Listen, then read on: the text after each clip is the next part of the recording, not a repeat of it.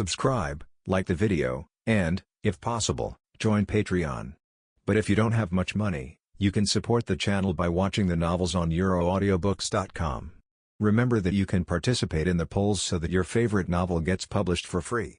Batman grabbed the rope and fell to the ground in less than a second, landing among those people. Imagine suddenly there's an extra person behind you. What kind of scene it would be? The gang members' shouts of collapse made them turn their guns in panic, but faster than them was Batman's fist. Batman, who has traveled around the world, learned various martial arts and mastered them, could defeat his opponents as quickly as possible. Few of the people he sent to the police station were lucky guys with broken ribs and broken arms. And obviously these people are not the lucky ones. One of the gang members screamed and fell to the ground. Batman kicked him out, then grabbed another man and pressed him down. He grabbed the man's arm and twisted it violently, making a clicking sound. The crisp sound of bone cracking, and even the screams couldn't cover up. Only physical pain can make them afraid, and they know that there are still things in this city that make them afraid. Batman hit a gang member in the chest with a sharp elbow, then punched him by the hair. His nose was like an unscrewed faucet, blood spurted out, and he fell to the ground with his body. "Don't move. Don't move." The last gang member held a pistol with a trembling voice and pointed it at Batman. Suddenly, he felt someone tugging at his feet. Pull once, and the rope tightens. He dragged him into the air, and before he could scream, he dropped him again. 17 seconds.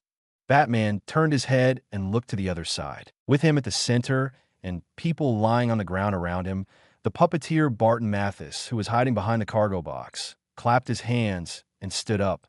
Awesome. I really thought it was an urban legend in Gotham, but it turns out there really is a big bat. Batman reached for his belt and threw a batarang. Barton, the puppeteer, was shocked when he saw the dart. A big hand blocked in front of him, and the batarang bounced off his hand and fell to the ground with a clang. Roar! The monster standing behind puppeteer Patton has lifted skin, his tall body covered with stitch scars, and huge amounts of muscle contours like those of a bodybuilder injected with petroleum. Those four scarred arms spread out monster, walking forward with heavy steps. Masterpiece number 29, tear this bat apart. The puppet Master Barton shouted with a crazy look in his eyes. This is the masterpiece he has been pursuing all his life. This is his best work. No, maybe it could be better. Puppeteer Barton looked at Batman with coveted eyes. The terrifying attack just now, the instant explosive power, what a perfect body if he is used as the material. Take him down. Waste product number 11, defective product number 31. Boom, boom, boom. The iron rolling shutter door of the warehouse was smashed from the outside, and large packages protruded inside, followed by a loud bang. A hammer smashed through the iron sheet, and a round blob crashed in and rolled all the way across the ground. Although Batman was a little surprised when he saw this scene, he didn't show any panic at all. He took 2 steps back and jumped onto the stairs to take advantage of the situation. The blob stopped and stepped on the ground with 2 feet, and Batman saw that it was a person. The skin and flesh on the body were sewn together, and the head was sewn inside. Only 1 arm and 2 feet were outside. The entire body is a stitched blob, just like the pattern on a football, and the only arm is holding a sharp and bloody dagger. There was another sound at the iron door of the warehouse, and a figure wearing high heels walked in from there. The high heels made a crisp collision sound on the ground. There was also a hammer dragged behind him. He was wearing a white nurse uniform with some conspicuous blood spots on it, and there were also blood stains on the hammer. There is no skin on the 2 thighs, and they're all red muscle lines. The same is true for the arms. There's a brand name bag on the head to cover the face, but the chest is very full. Get him! Puppeteer Barton shouted. The long-awaited masterpiece number 29 spread out its 4 thick arms and grabbed Batman. Batman used his grappling gun to take off in time and avoid this attack. But the iron staircase was not so lucky. He was hugged by masterpiece number 29 and bent into a bend, and the iron steps above were flattened. The spherical scrap, no. 11 suddenly jumped up and slashed at Batman with the dagger in his hand, but Batman blocked it with the metal blade of his arm. The two blades hit each other, causing sparks of friction. As soon as Batman landed, the defective number 31, wielding a hammer, hit him. Batman turned over and dodged. With a thud, the hammer hit the ground heavily. Buzz, buzz, buzz. The sound of an engine suddenly sounded outside the warehouse, and before a few people noticed it, there was a bang. The iron rolling shutter door with a big hole was smashed open, and a tan Dodge sedan crashed in. The iron sheet on the rolling shutter door made a harsh sound against the car, and the car crashed in without slowing down at all. Defective number 31, who was swinging the hammer, was knocked out by the car just as he turned around. Batman, behind him, quickly jumped up and rolled from the roof of the car to the ground before he was hit. The car turned around on the spot, and the tires ran over a few unlucky gang members, leaving a sticky and bloody mess on the ground. The car's engine roared again, and the defective number 31, which was knocked onto a pile of wooden boxes, just stood up. The car crashed into it again, crashing in together with the pile of wooden boxes, and defective product number 31 was hit in the middle. "Girl, try my Remington." An extremely arrogant voice sounded in the car, followed by the low roar of a Remington M870 shotgun. Chapter 23 Seedlings. "Girl, try my Remingtons to see if it tastes good." Niji laughed wildly while sitting in the car, picked up the Remington M870 shotgun placed on the passenger seat, and pulled the trigger against the shattered windshield. The unique muffled sound of the shotgun echoed in the car. The windshield was shattered, and the defective number 31 was hit by the car and struggled to survive in a pile of wooden boxes. The nurse's uniform was also torn by the clawing wooden boards, and the designer bag on her head fell off, revealing an extremely ugly face that had been stitched together. "Girl, she's very pretty, bye." Meow Moo picked up the shotgun and aimed directly at it, grabbed the front grip, and pulled to load the gun. The red shell ejected from the chamber, and the trigger was pulled. There was a dull thud. The shotgun fired from a muzzle of the Remington M870 blasted the head of broken product number 31 in one fell swoop. It fell apart like a watermelon smashed with a hammer. Without any pause, Niji immediately loaded the gun and pulled the trigger again, directly shattering the upper body of broken product number 31. Who knows if this is a scientific creation, an undead zombie, or a demonic curse, but be careful and nothing bad will happen. The seedlings crawled out of the windshield, and the stubbled wooden boards outside were splashed with a layer of sticky red plasma, exuding a fishy smell. Niji stepped on the plasma and stood on the roof of the car, with a shotgun on his shoulder and sunglasses on his face. When he came in, Niji activated the effect of the true seeing eye. So I saw the puppet master Barton Mathis hiding behind the wooden box at a glance with an expression of disbelief. It's not a bad thing to be able to see Batman in broad daylight. Niji tilted his head and smiled as he jumped off the roof of the car. This is the first time to see a live Batman. Although Niji is somewhat looking forward to it, this is not a fan meeting. There will be no such thing as autographs, and it is not a place where you can chat. Batman glanced at Niji with some doubts in his eyes, but the title Batman seemed good, although he hasn't given himself a nickname yet. "Barton Mathis, I am now officially arresting you as a police officer of the Arkham Police Department. You're suspected of dozens of murders and a cash truck robbery. Come with me." Niji took a shotgun and fired at the place where the puppet master Barton was hiding, and the steel balls shot out spread out in a fan shape. There was a series of crackling sounds over there. Batman glanced sideways at Niji, staring at Niji's face, and then at the police badge on his chest. He already has a general impression of Niji in his mind, and he never misses any detail. "Roar!" Master Piethino. 29 roared and rushed over, grabbing Batman with forearms. Batman turned around, threw a batarang in his hand, and hit Masterpiece number 29's neck hard. The muscle was like a tumor, very elastic and protective, and the bat dart bounced off again. "You beast! You killed defective product number 31. You killed my work. You damn pig and dog." The puppet master Barton hid behind the wooden box and shouted in an extremely angry voice, "I will kill you. I will make you into a toilet, and I will make you pay for your actions. Fake squid, this is my line. When Niji heard this, he angrily picked up the shotgun and rushed over to show the puppeteer some color. Batman, who was entangled with masterpiece number 29 next to him, suddenly focused his gaze, pulled out the rope gun on his belt, and shot at Niji. Niji, who had the full field of vision of the eye of true sight, had already seen the useless number 11 rolling over and trying to sneak up on him from behind. However, the grappling hook rope shot by Batman made Niji stunned for a moment, not knowing whether it was an enemy or a friend. With almost no thought, Niji turned on the spot and shot the hook flying over. The hook was knocked back by the shotgun and fell to the ground. Batman didn't expect Niji's reaction to be so quick, but he didn't explain it. This was not his style. Scrap number 11, which bounced like a ball from the ground, stabbed Niji with the dagger on its only arm.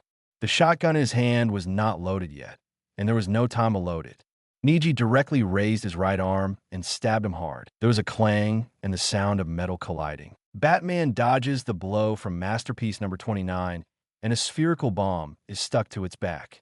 If you want to sneak attack me, do it in the next life. Niji clenched his fist and waved his right arm and struck directly.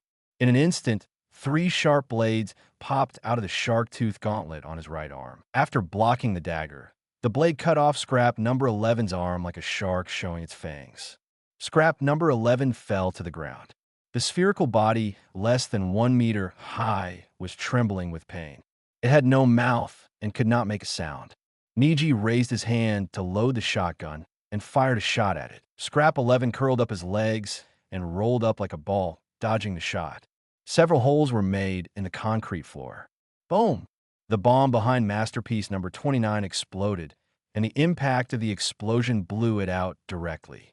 This kind of ball-shaped explosive was used by Batman to force open the door. The explosion did not cause high damage, but the impact was extremely strong. The huge body of masterpiece number 29 was directly knocked to the ground.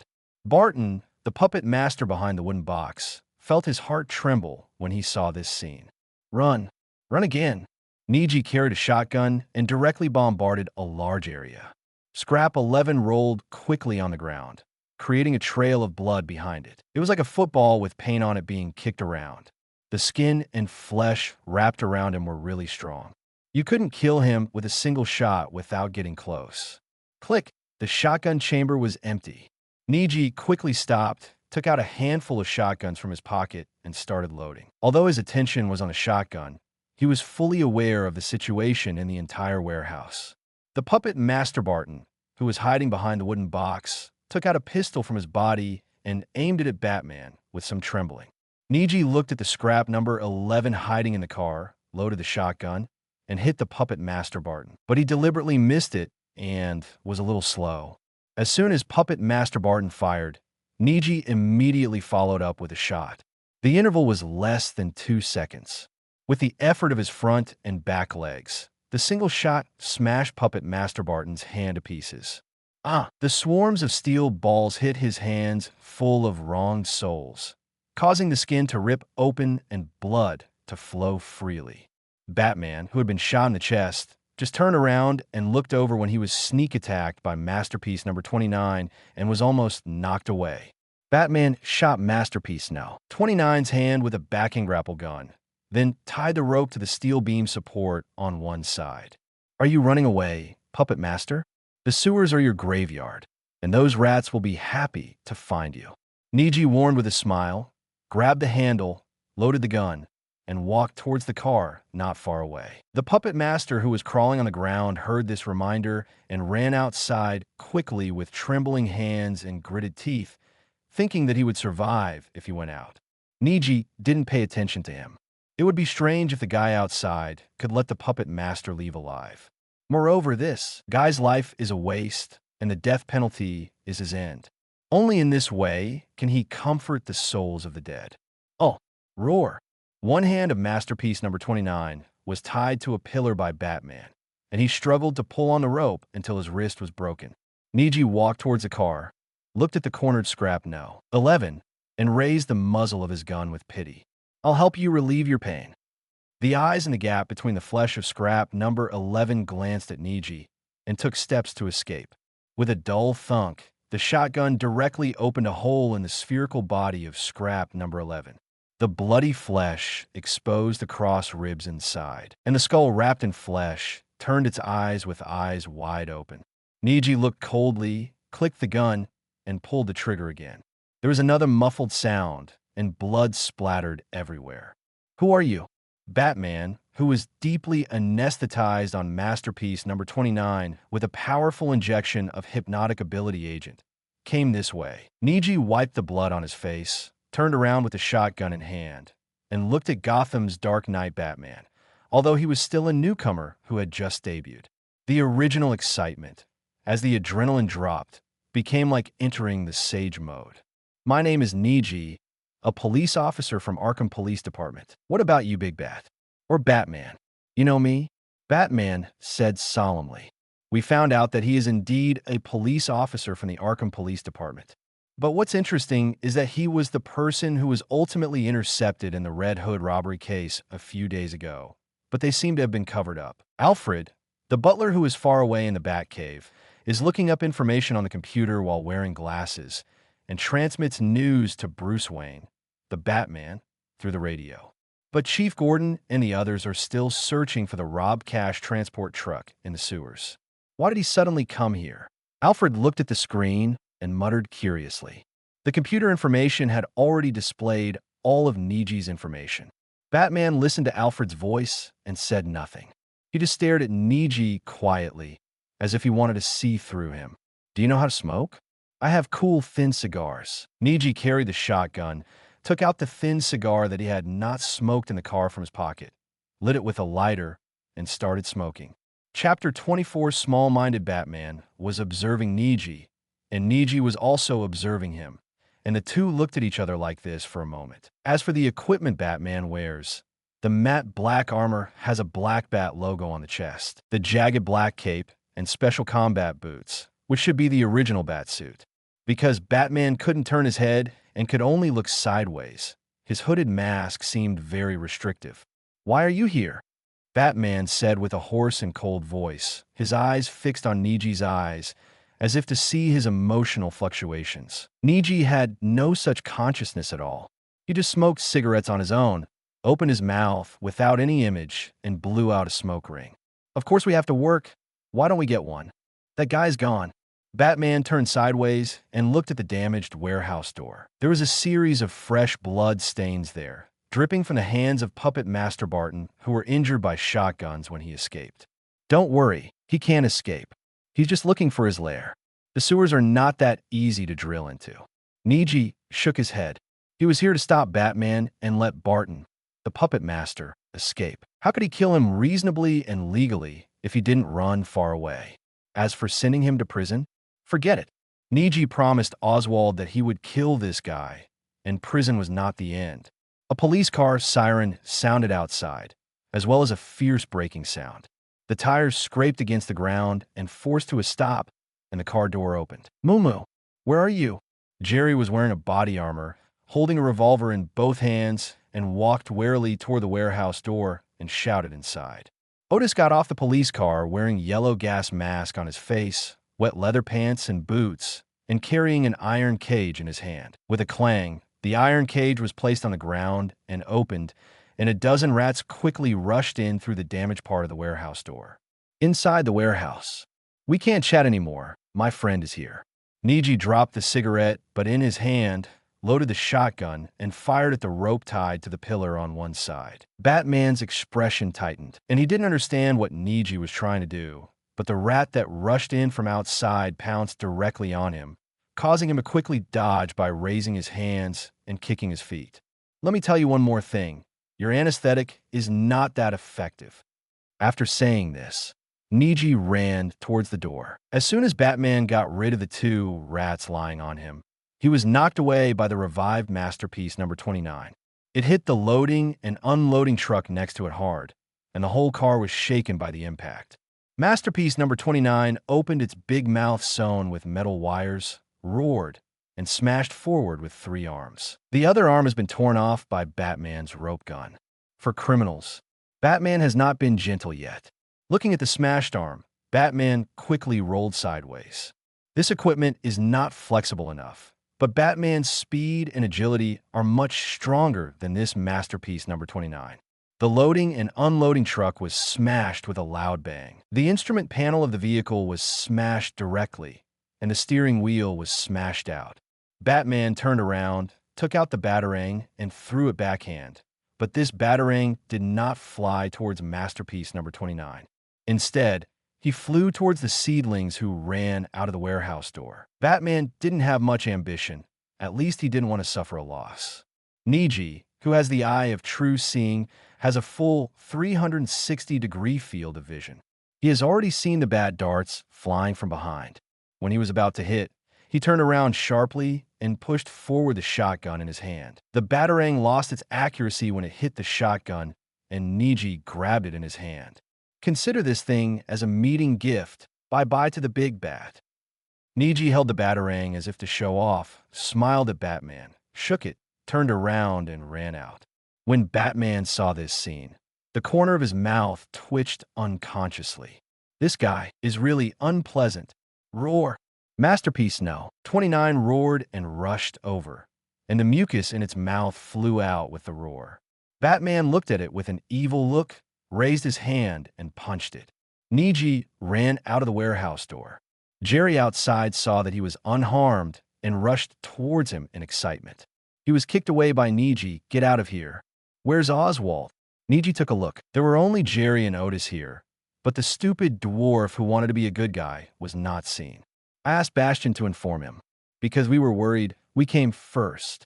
Otis took off the gas mask on his face and said, from Arkham District to Triangle Point District, one is in the north and the other is in the south. Thinking about it, it would span the entire urban area. They didn't have time to stop the car and go to the Lower East Side to call for help, so they dropped busties on the road to report the news. In the Lower East Side, Oswald, who had just woken up after working the night shift, looked at the big rat holding a small piece of bread and eating it in front of him, feeling that he was a little sleepy. Okay, that's enough for the three of us. Niji turned to look at Otis, looking for a person with injured hands in the sewer. Can you find him? Ratcatcher Otis smiled, put on a gas mask, and said angrily, no problem. As he spoke, Otis took out a small copper whistle and put it on the vent of the gas mask and blew it. All the rats in the warehouse ran out, and the rats in the surrounding warehouse areas also ran over eagerly. Within a few seconds, he was surrounded by rats. There's blood here. Jerry pointed at a series of small blood spots on the ground and shouted, looking over them and spreading to the sewer with the lid opened on the street. Chase! Niji shouted while taking out shotguns from his pocket and loading them. Otis raised his hand, and all the rats rushed towards the sewer. Jerry stood next to the sewer, holding a pistol and looking warily towards the warehouse. The sound of fighting inside was very fierce, like lions and tigers fighting inside. Niji turned around and glanced inside the warehouse, then ran towards the sewer. Let's go, don't worry about that big bad. Bah? Jerry was a little surprised when he heard this sentence. Miamo had already jumped into the sewer.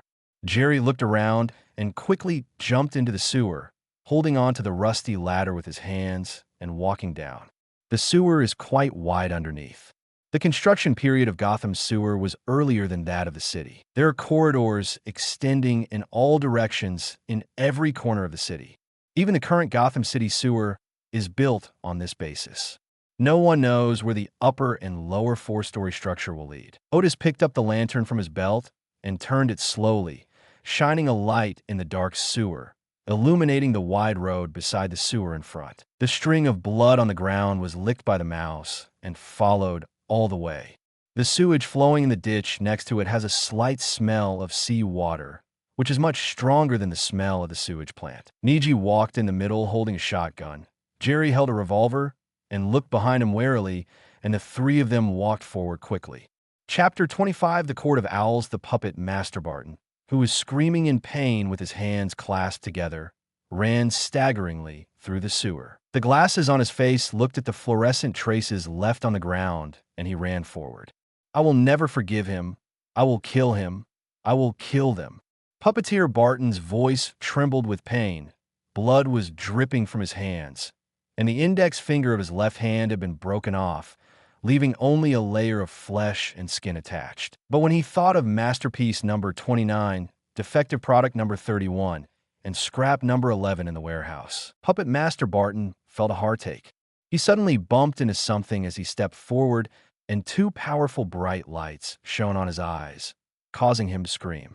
Where are you planning to escape? Two strong men wearing brown leather jumpsuits and owl masks stood, holding tactical flashlights in their hands and shining on the Puppet Master, and asked in a cold voice. No, I was attacked when I went to get some medicine. I didn't want to run away. I've already finished all the information. I'll give everything to the Court of Owls.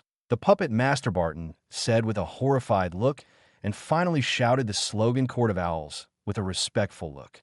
The Court of Owls, the shadow and the darkness of Gotham, is a special organization formed by members of many famous families.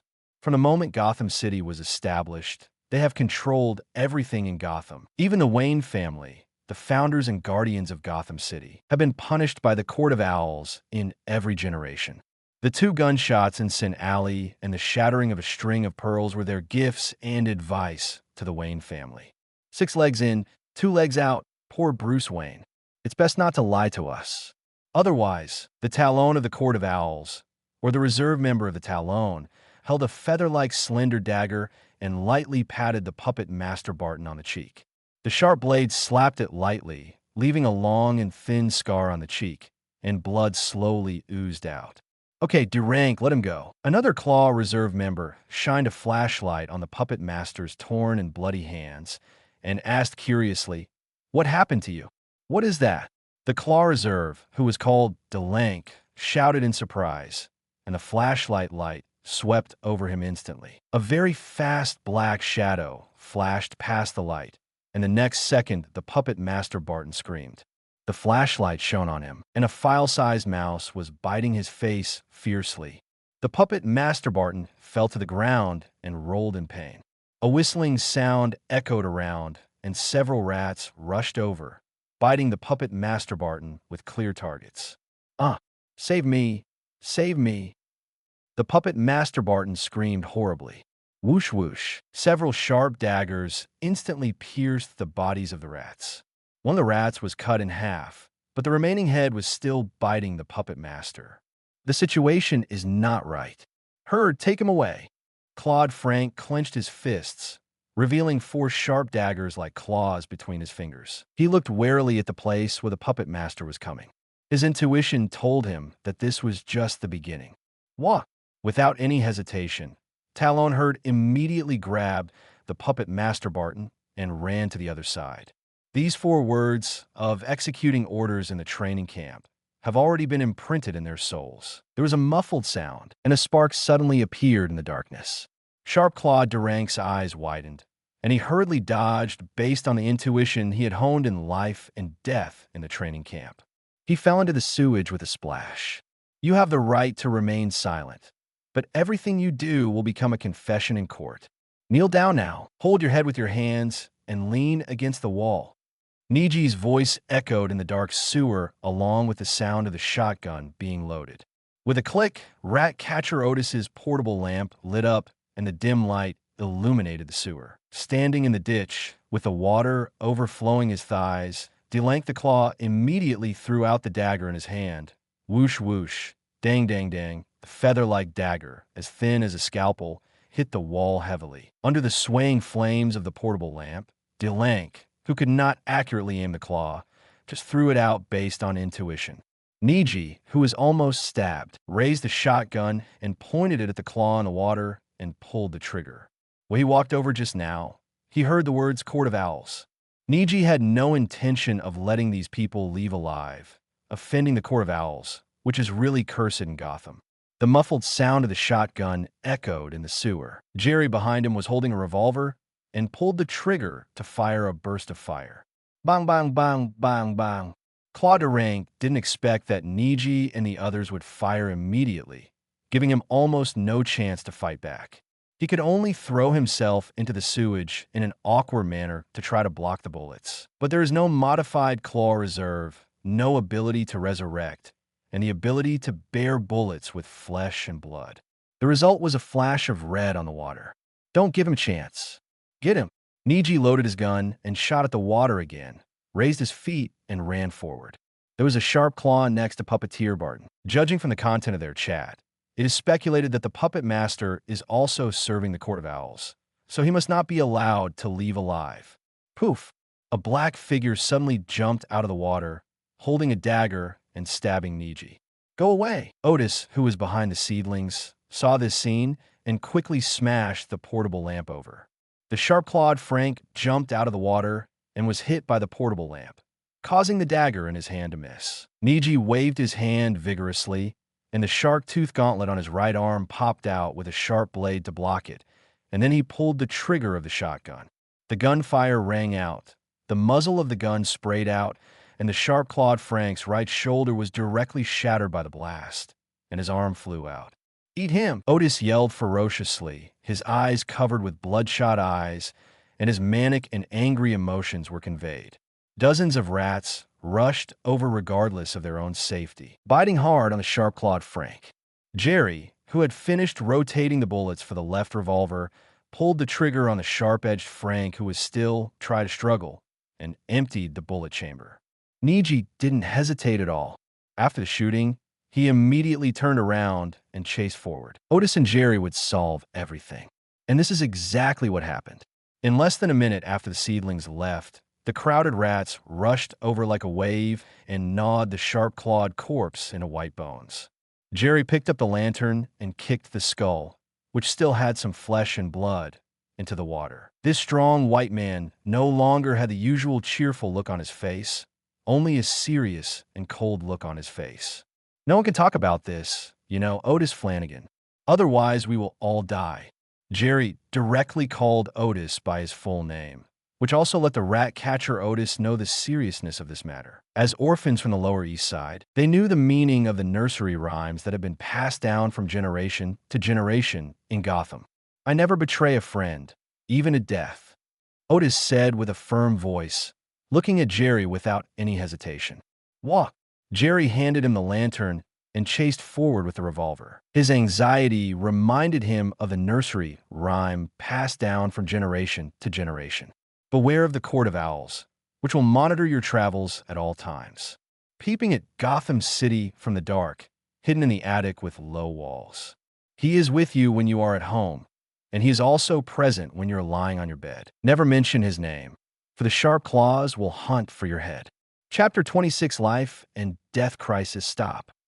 Niji's voice rang out in the dark sewer, and together with his voice there was the low sound of a shotgun. Chet, who is this person? Clawherd dragged the puppet master Barton and couldn't run fast at all. Hearing Niji's footsteps getting closer and closer, there was only a corner away. Clawherd threw the puppet master to the ground, turned off the flashlight, and pulled out a sharp dagger from his arms, disappearing into the darkness as if his breath disappeared. Where are you? You can't ignore me. I'm still useful. Save me. The puppet master Barton was lying on the ground and shouting. His glasses fell off on the road. He could only stare at the surroundings and couldn't see anything in the pitch black. I could only hear the thumping of footsteps getting closer and closer. At the corner, Meow Moo suddenly jumped out and shot in front of him, the flames from the gun muzzle rising. Clawhead, who was hiding his aura in the dark ditch, immediately opened his eyes, and the dagger in his hand instantly cut through the air. Whoosh! Bang! Ah! Niji covered his cut cheek, gritted his teeth, and shouted in pain. Blood flowed from the wound and dyed half of his face red. With a click, the shotgun was loaded. Niji suddenly felt a murderous aura coming towards him, which made the hairs on his back stand up. Based on instinct, Niji held the shotgun sideways in front of him, and there was a clang. Clawherd held a dagger and stabbed straight at him. After being blocked by the shotgun, he immediately changed his move and slashed Niji's chest. The black police uniform was cut open like a piece of paper, but luckily Niji wore a body armor underneath. It is also a high-grade body armor at the sergeant level, with a layer of fine metal mesh inside and a certain degree of anti-cutting ability on the front. This knife was almost fatal. At this critical moment, Niji felt his adrenaline surge, took a step back to distance himself, and fired directly forward with the shotgun in his hand. The flame from the muzzle rose, and taking advantage of this second of light, Niji saw Clawhead, who was on his right. Although the guy dodged the shot, Niji didn't intend to let him go just like that. He grabbed the barrel of the shotgun with both hands, and it was too late to load it and shoot again. As if carrying a baseball bat, Niji smashed the shotgun directly at Clawhead, which hit him hard. Talon Herd raised his hand to block, but before he could swing the knife again, Niji rushed over, raised his right hand, and struck it with an elbow. The moment it hit him, the sharp blade on the gauntlet popped out. Sharp Clawhead narrowly dodged this blow and hit Niji hard on the stomach with a backhand punch. Even with the distance of the body armor, the force made Niji groan in pain. Sharp Clawhead snorted coldly and struck the seedlings fiercely with his fists, like a violent storm without stopping at all. Niji used his hands to cover himself and was beaten back again and again. The clawed head reached out to grab Niji's collar, but this was not so accurate in a place where his eyes were completely black. Just when he was about to draw the sword from the inside of the leather jacket, Niji seized the opportunity and punched back. The blade on the armor on his right arm popped out, and he swiped with his horizontal arm.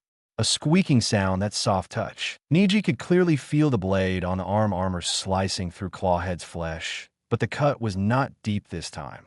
But Clawhead was startled and the attack stopped. Niji quickly reached for his waist, pulled out the Greta F9 pistol that Chief Bullet gave him, and pulled the trigger in front of him to shoot. The muzzle of the gun lit up. Bang, bang, bang, bang. The sound of gunshots echoed around, and with the help of the muzzle's fire, Miaomu also saw Clawhead, who was holding a dagger and stabbed here. Miaoji turned around and pulled the trigger. The moment Talon Herd turned the gun, he kicked it out. Niji's right hand holding the gun clicked, and a sharp pain from his fingers forced Niji to throw away the gun. The sharp dagger stabbed straight at him, piercing the flesh with a pop. Niji's left hand was in front of his eyes, and the slender feather-like dagger had already pierced his palm. Look who died! Niji roared angrily, and at the same time, he raised his right hand and punched it. The fingers of his right hand were injured, and he could no longer hold it. This punch came out, Clawhead sneered and tilted his head to avoid it. Everything was over. The blade on the armor on his right arm popped out, and the sharp coldness made the smile on Clawhead's face freeze instantly. It's too late, Niji roared and shook his arm, and the blade on the armor swiped across Clawhead's cheek, picking up a piece of flesh. At the same time, Niji moved forward and was violently thrown by the piercing left hand. The piercing dagger was twisted inside, and the unbearable pain was suppressed by the soaring adrenaline. There is only one thought in Niji's mind right now. That is to beat him to death. Talon Herd was knocked directly into the ditch by Naomu, and the two of them stood up with a pop in the rolling sewage. Niji raised his right hand and hit Clawhead on the head. The strong armor and sharp blade directly opened Clawhead's skull. Niji let out a beast-like roar, raised his arm again, and hit Clawhead on the head with a bang. Blood spurted out, spreading into the air like a fountain. The seedling, bathed in blood, raised its arm again like an angry beast, hitting it hard once, twice, 3 times, accompanied by a creepy sound. The blade struck the bones and flesh, just like the chopping board in a butcher's shop, and the butcher's bone-chopping knife fell heavily on it. On top of the sewer, Jerry and Otis were chasing after them from behind, lighting up their surroundings with portable lights. Seeing the seedlings struggling in the sewer, Jerry jumped in without saying a word. The water here covered his thighs. He ran over step by step, grabbed Clawhead, and pushed him into the water. After pushing him into the water, all the sewage that rushed overturned red. Niji stood there gasping for breath, and the blood flowing from the wound on his face made him look very scary. Otis quickly came over to support him and dragged him to the edge of the ditch. Jerry pushed Clawhead into the water, pointed the revolver at the body, and fired a burst of shots. Bang, bang, bang, bang. Destroy him. Niji grabbed Otis's arm and said. Otis raised his hand and shouted into the sewer. Eat him up. Quick! The tide of rats that had followed them, under the dim light of the portable lamp, poured into the water in a dark mass, and the entire surface of the sewage was covered with rats. Jerry ran hurriedly towards the water embankment on the shore. The rats in the water were like a group of ferocious piranhas, directly surrounding Sharp Claw Herd's body and gnawing at it. Fierce red bubbles appeared in the water, like a boiling red oil hot pot. Mumu, are you okay? Jerry looked anxiously at Niji, whose face was covered with blood, and Otis also had a worried look on his face, fearing that something might happen to Niji. It's okay, hey, it's just grass and horses. Niji leaned against the wall and felt the pain. The pain was indescribable, and he didn't know where was the most severe. The turtle grandson ran away. Chase. If we let him run away, we would be embarrassed. When Niji turned to look to the other side, he realized that the damn puppet Master Barton had taken the opportunity to run away and quickly urged Jerry and the others to chase him. You can't do it here. You have to go to the hospital, Jerry said quickly. But before he could finish his words, he was interrupted by Niji. We have put in so much effort, and I will not be willing to die if we let him go. Catch him. No one can take the credit this time. Don't go. Jerry. Oops. Jerry gritted his teeth and stamped his feet, holding a gun and chasing forward. That fool can't find his way. Otis, go help him. If that big bat comes, I'll stop it for you. Quick. Niji gasped. A layer of cold sweat broke out on his forehead, and the injured area trembled. Yourself. I still have this. Niji patted his pocket with his trembling left hand, which was full of blood. He also had a law enforcer revolver. Of course, the reason why Niji dared to be so bold was that Batman was here, and the sewer was directly a maze. Otis hesitated, stood up, blew his whistle, and ran forward to find Jerry before he got lost. As soon as the two of them left, Niji couldn't hold on any longer. He gritted his teeth and screamed in pain. He couldn't bear the heartbreaking pain. The thump, thump, thump of footsteps echoed in the sewer. Batman, holding a tactical flashlight, seemed to appear suddenly in the dark, standing outside the range of the portable light. In the light, there are seedlings covered with bruises, and outside the light is Batman in the darkness, forming a special composition. Hey, Big Bat, I thought you would come earlier. It seems that the sewers are not easy to find. Niji leaned against the wall and forced a smile, trying to speak in an understatement. He didn't want to cry out in front of Batman, just like he didn't want to show his vulnerable side in front of Jerry and the others, as that would be very useless. Batman turned the tactical flashlight in his hand, and the purple light shone on the ground, revealing fluorescent marks on the ground. It's not a maze, it's a sign. Did you kill someone? Batman turned the light around, and a powerful white light shone on Niji. The dazzling light made Niji look up and close his eyes. Gotham is like this, life and death. What about you? I heard that you started out as a vigilante. Have you ever killed anyone? Niji asked with a smile, although he already had the answer in his heart.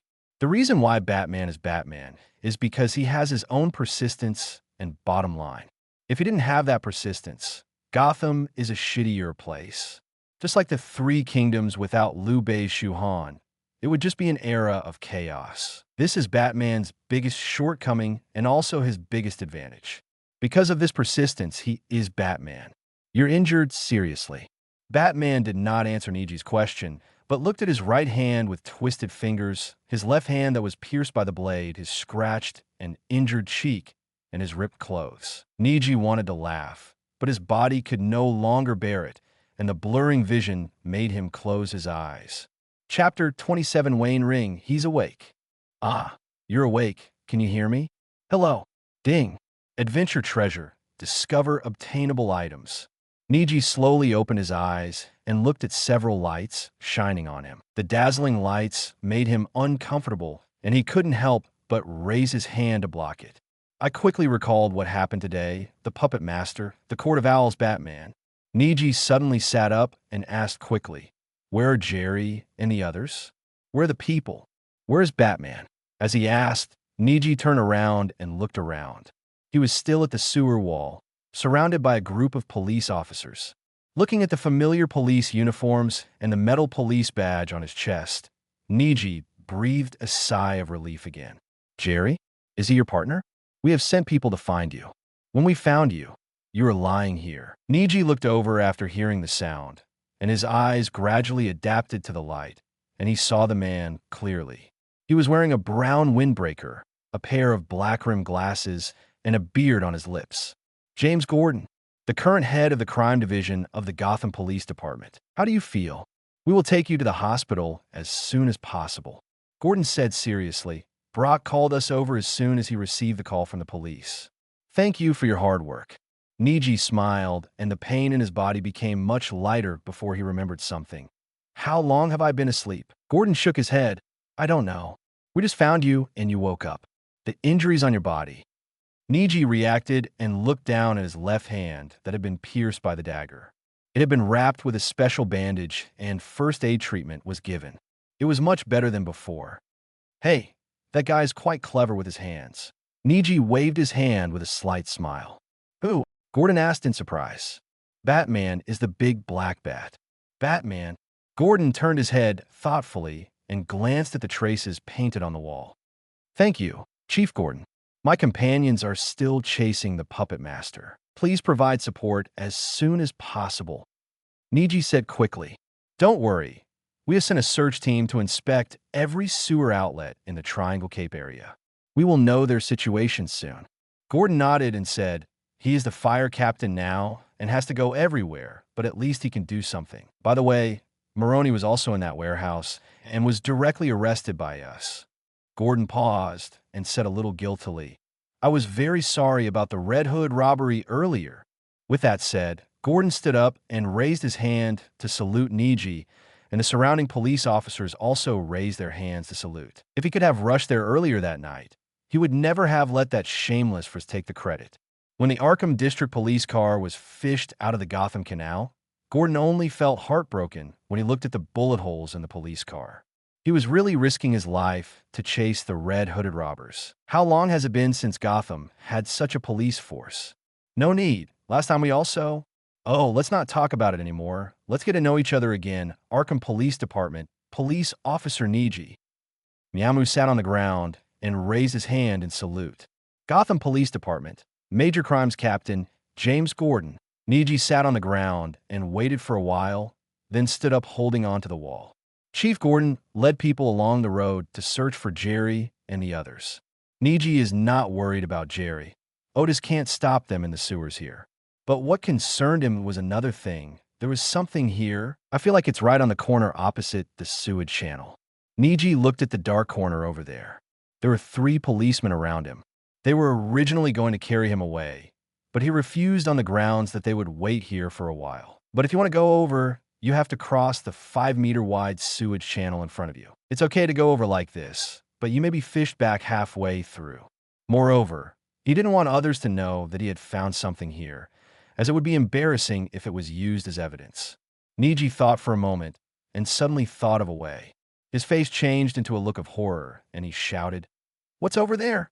What? The 3 policemen looked over quickly, shining the beam of their flashlight in that direction and scanning that direction. There's a dark shadow.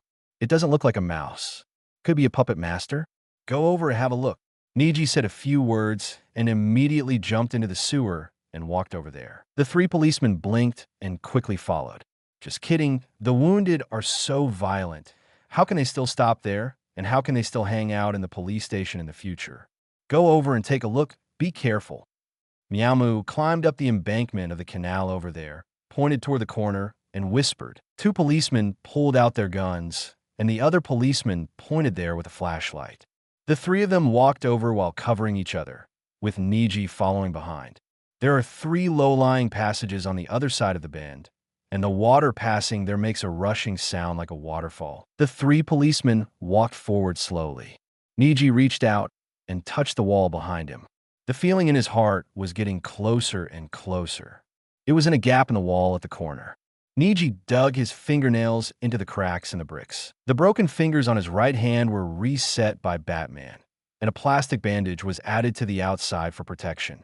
He almost didn't even need to go to the hospital. This is not a lie. Batman Bruce Wayne's father is a very powerful doctor, and he once saved Roman Carmine Falenko, who is now the godfather of Gotham's underworld. Niji's fingers touched the thing in the gap. It was not cement or adhesive, but a paper ball stuffed in. Because it had been too long, it had become integrated with the wall. After buttoning it down and holding in his hand, there was a hard object inside. Niji carefully looked around the corner. The three policemen were still checking over there and wouldn't be back for a while, so Niji opened the paper with confidence. There was a ring inside. As soon as he got the ring, Niji's expression changed again and again. This thing was a bit too awesome.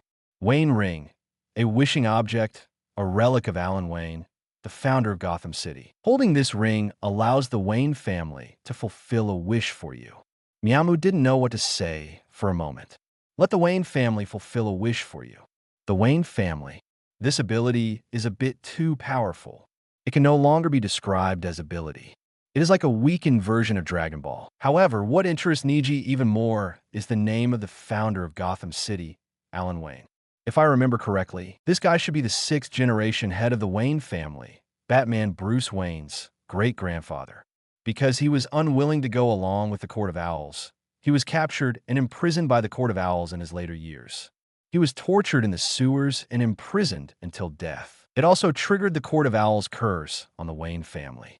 Every generation of Wayne family members would die unexpectedly.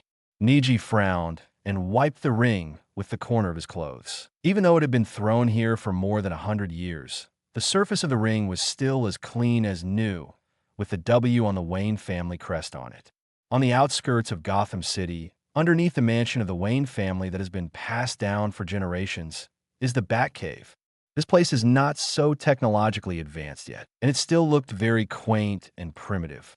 The black Batmobile, which looked like an armored car, was parked in the only open space. There were several large tables around it, with computers and some workbenches placed on them. Batman Bruce Wayne also took off his armor and was holding an ice bag to cover the injured area, while sitting in front of the computer and checking some information. Master, if you really have time, you should go and take a look at the group. Otherwise, you will only have this house left. The loyal butler Alfred came over with a tray. On the tray was a glass of refreshing mint water, as well as some needed bandages and medicines. Hey, it's a good thing I left everything to you when I left. Otherwise, I wouldn't have anywhere to go. Bruce Wayne chuckled. When he left Gotham City and traveled around the world, he handed over everything in the Wayne family to Alfred, including the immeasurably valuable huge shares of Wayne Enterprises. Of course, during the years when he was away from Gotham, the president of Wayne Enterprises obviously regarded him as dead man, and there was nothing that could be done about it. It looks like someone gave you a warm hug. I hope it's a woman, so that the Wayne family can pass on the legacy.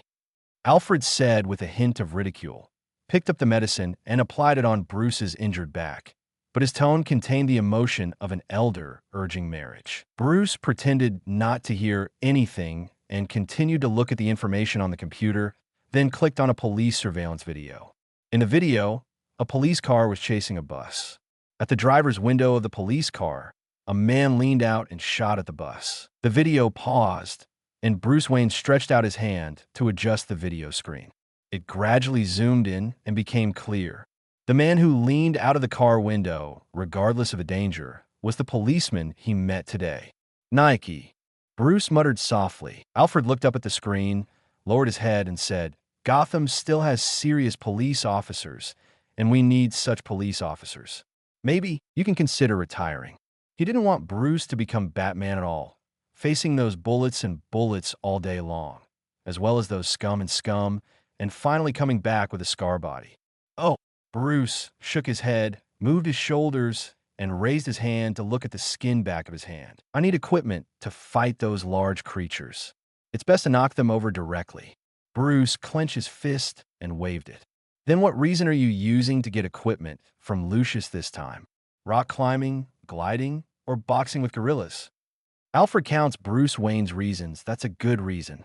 Bruce nodded seriously. Okay, Lucius will understand. Alfred smiled helplessly and arranged Bruce's bat suit on the workbench. When he picked up the bat suit and saw a feather-shaped dagger, his expression suddenly changed. He quietly turned his head to look at Bruce and put the dagger in the box on the side. It's like nothing happened. Chapter 28 case closed. The puppet master found it. But what he found was a corpse. The one he found under the bell tower at the Triangle Cape Dock was smashed into flat pieces. Jerry and Otis took notes. They tracked the puppeteer from the sewers to the clock tower. The puppeteer lost his footing and fell from the upstairs due to excessive fright. After confirmation and comparison, the body was indeed that of puppet master Barton Mathis, and Sheriff James Gordon personally checked and confirmed it. The robbery of the armored truck and the murder of the puppeteer at 7:20 this morning were both solved and closed. This is great news for the Gotham Police Department and even the Gotham City government. The clouds surrounding the Red Hood heist seem to have lifted a lot. Even Gotham TV host Big Mouth Toge, who is known for his sharp tongue and has scolded everyone in the Gotham Police Department, had to pinch his nose this time and say, "Well done." It broke the record for the fastest solved crime in Gotham history. Sheriff James Gordon, who was in charge of the case, was surrounded by reporters who were like sharks smelling blood. "Chief Gordon, can you tell me how you solved the case? I heard there was a man in black at the scene. Is he the weirdo who appeared on the street recently?" "Chief Gordon, the puppeteer died unexpectedly. Did you force him to death because of police brutality?" "Chief Gordon, we are from Gotham TV. What do you think of this case? Can you tell us?" "Chief Gordon." They held up the microphones one by one, wanted to put them directly into Gordon's mouth. Gordon also dodged with an ugly look on his face. These reporters were the uncrowned kings. One mouth can kill someone. "Quiet, quiet. We just completed a task. That's all." The investigator of the case, Officer Niji of the Arkham Police Department, first discovered the traces of the puppet master and pursued it. Besides that man in black, Gordon frowned and didn't know what to call him, but that guy really helped a lot in this case. Suddenly, Gordon remembered the name Niji said. Batman. The man in black is Batman. I am very grateful for his contribution to this case. As a member of Gotham, Chief Gordon's interview was played on the TV screen. The TV broadcast truck broadcast the interview in real time, with an overall delay of less than 7 seconds. There was silence in the Gotham Police Department conference room, and the faces of those who were about to open the champagne all dropped. What is Gordon talking about? Men in black? Batman? This is obviously a mission completed by their Gotham Police Department. And that Officer Niji from Arkham Police Department, the Gotham Police Chief, Jillian Loeb, who was sitting in the main seat in the conference room, raised his hand and gestured to the assistant next to him, and the assistant quickly walked out to prepare information about Miamu. Only Fraz, the captain of the Special Operations Team sitting on the right side of the conference room, sat on his chair as if he had an attack of hemorrhoids. Lying on the bed at Gotham Central Hospital, Niji was playing with the Wayne ring in her hand, which was tied to the python necklace around her neck, which happened to be placed together with the golden six-pointed star. This thing needs to be put away carefully. Maybe it will be used someday, the kind where billionaires are just around the corner. Moo, who do you think is coming? Jerry pushed open the door to the ward, holding a banana in his hand, eating it, and tilting his head behind him with a happy smile on his face. Niji looked over there and almost laughed. It was Oswald in a white coat with a stethoscope hanging around his neck. "Oh, doctor, are you here to treat me?" Niji leaned on the hospital bed and grinned. "Patients should just stay in bed and be quiet, but I'm glad to see you're safe, brother." Oswald came over and sat on the chair next to him. There were police standing guard outside. A gangster like him couldn't get in, so he simply stole a white coat. The result came in. I secretly despise these useless policemen in my heart. Oswald stretched out his hand and said, "That BD is dead. I was watching the news just now. Maybe I will see your photo on the front page tomorrow, Officer Niji." Niji smiled after hearing this. As for the BD who died, this was a secret they would never tell. Raising his hand and patting Oswald's hand, Niji nodded and said, "It's best to help each other. I'm glad I can help you." "Thank you." Oswald nodded. "By the way, that big bat, what do you think?" Oswald asked suddenly. They saw the guy in the bell tower, but the guy didn't take any action. He just looked at the body of the puppet master who fell to death, turned around, and left the scene. "I don't have any idea. Just don't mess with him. The guy's not a thug who beats up anyone he sees. But you have to be careful with him." Niji raised his hands to rest behind his head and gave Oswald a meaningful look. He was now convinced. His brother, the gangster, is the future gangster penguin in Gotham City, Oswald Chesterfield Cobblepot, a member of the Cobblepot family, one of the 4 major families in Gotham. But speaking of the 4 major families in Gotham, Even though they have family names, they're just called by such a title. Gotham City was originally built under the leadership of these four families. As a result, it was destroyed. The Wayne family was left with only one branch, and the Cobalt family existed in name only. Only the low-key Elliott family and the Kane family of Batman Bruce's grandfather are still in a normal state. Gotham belongs to the Court of Owls. What a travesty. Oh, I won't be solved that easily, Oswald said with a stubborn look, even thinking about meeting that big bat. Niji curled his lips helplessly. He knew very well what would happen if Penguin faced Batman, and Batman directly regarded Penguin as an intelligence cache machine, the kind that can reveal information after just one beating. I'll give you a suggestion. If he comes to you and wants to know some information, just tell him directly. Don't worry about face. Don't be embarrassed. Niji added secretly in his heart, it's really not embarrassing. The guy who feels embarrassed is trying to be tough, and the result is that he spends more time in the hospital than in jail. I know. Oswald nodded helplessly and remembered another thing. By the way, Maroni was arrested. Did you know? Maroni? The smuggling boss in the Triangle Point area? The largest supplier of illegal drugs? Sal Maroni. Niji recalled that he got the news about this person from Bullock, so he chased him towards Triangle Cape. The unique godfather of Gotham's underworld, Roman Fallneck, bought half of Gotham City. And Maroni is also part of his force, the kind who has to bow and call him boss when he sees him. Does it have anything to do with me? Niji raised his head and asked. Oswald shook his head. It doesn't matter, but there is a reward for that big bat.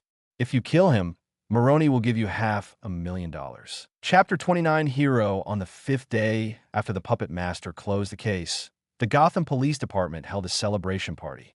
There was no need to postpone it for so long, and they could have just opened the champagne to celebrate. But there is one person in the hospital who has not come out yet. That is Niji, the Arkham District Police officer who chased the Puppet Master. To be precise, there was no need for him.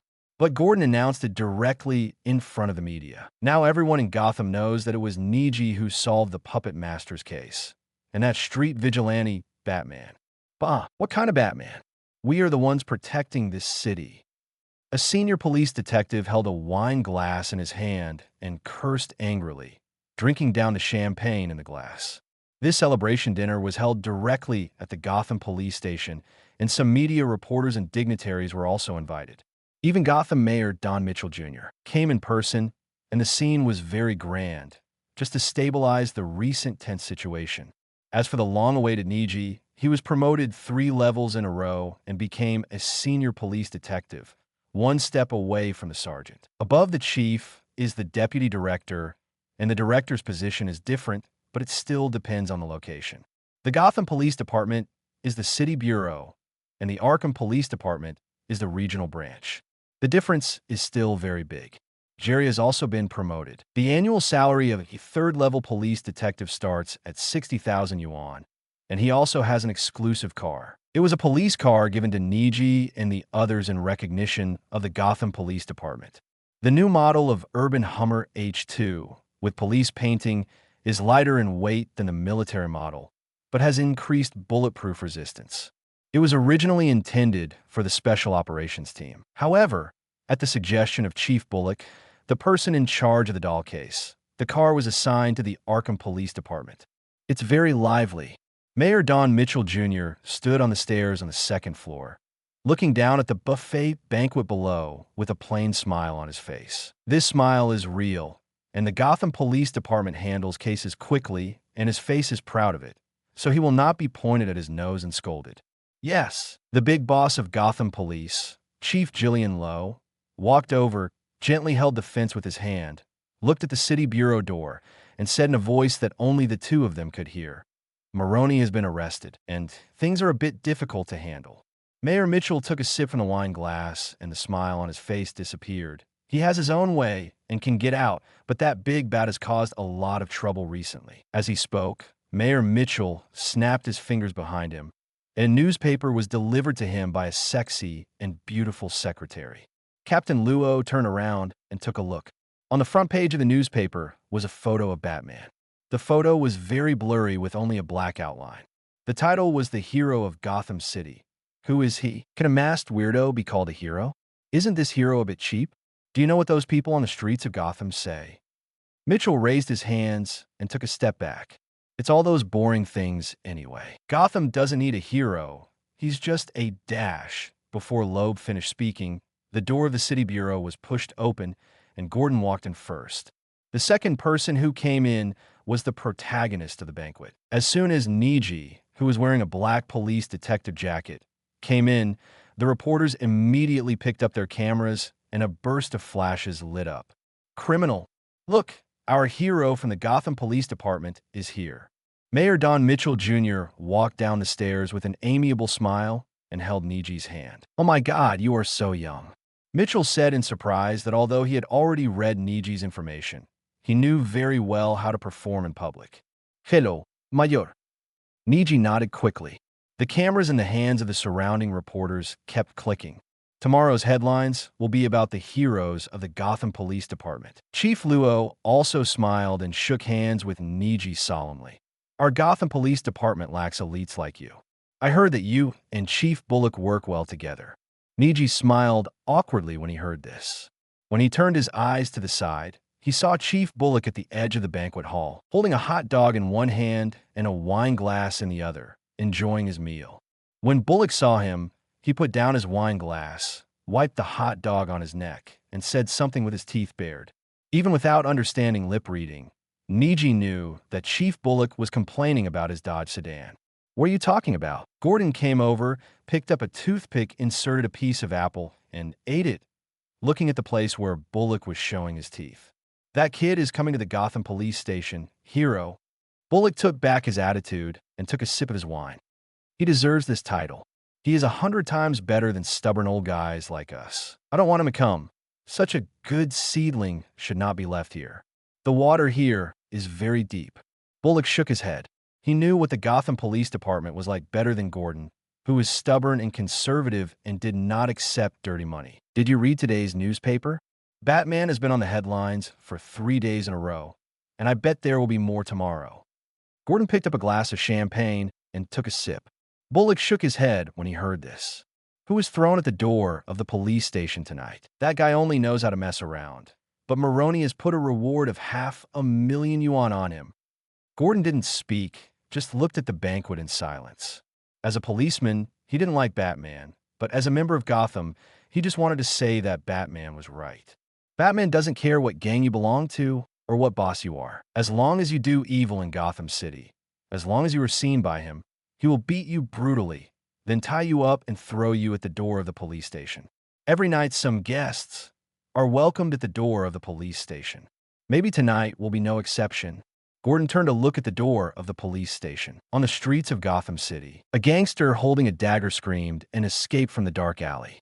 The next second, a black hook flew out of the alley like a hell messenger's charm chain and suddenly wrapped around the gangster's leg, pulling him back.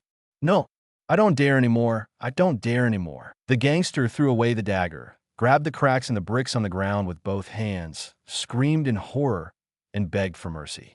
But the force on the rope behind him became stronger and stronger, pulling his body directly up, and his fingers loosened. Ah. The gangster screamed and flew into the alley. Everything became quiet, and the dark alley seemed to be hiding a monster. Above the alley, on the rooftops of 2 buildings, Batman climbed up with a hook lock. A gust of wind blew by, blowing the cape behind him. He turned his head and looked to the other side. Alfred's voice came from the earphones. "Master, maybe I shouldn't advise you, but you really have to stop. The person you want to protect will kill you for the 500,000. It's not that easy to be a hero. I'm not a hero. I never was, and I'm not now. I'm just exercising my anger." Batman flew out from the rooftop with his grapple gun, and the cape behind him suddenly unfolded like a huge amount of black bat flying through the air. "Help!" A woman in a skirt fell to the ground, and 2 men who followed her came over with ill intentions. A man bent down and picked up the high-heeled shoes that the woman had thrown away after she fell. He stuck out his tongue and licked the top of the shoes and asked with a lewd smile, "Did you drop this?" The woman was horrified. Another man came over and grabbed her handbag, took out her wallet, took out the banknotes, and patted it in his hand. His salivating gaze was fixed on the woman's thighs, and he raised his hand to grab them. With a whoop, a black shadow fell in the sky, and the man holding high heels in his hand was kicked out. With a clang, the trash can next to the wall was knocked over. Before the other man could react, he was punched in the stomach, and then a strong hand grabbed his neck and hit him against the wall. The fist hit him in the stomach again and again. A car passed by the roadside, and under the illumination of the car lights, the man was horrified to realize that the man in front of him was Batman. With a plop, the man was thrown to the ground by Batman, clutching his stomach and twitching vomit. The frightened woman by the wall covered her chest with her hands and looked at Batman, standing next to her in fear. A gust of wind blew by, and the banknotes scattered on the ground were blown up by the wind. The woman quickly took a look, and when she looked this way, Batman had disappeared without a trace, as if he had never appeared before, and as if he had melted into the darkness. The woman leaned back, even more frightened, grabbed a broken glass bottle, and looked around in horror. Only the screams of the two men still sounded. The woman looked fearfully at the man lying not far away, clutching his stomach and twitching. She looked at the glass bottle in her hand. She walked towards the man tremblingly and tried it with some fear. She stabbed it directly with a wine bottle. The glass shard penetrated the man's unprotected neck, and blood spurted out. The woman dropped the bottle, grabbed her handbag from the ground, grabbed the money on the ground with her bloody hands, and fled the scene. Chapter 30, The Final Decision in the Slums of Arkham District.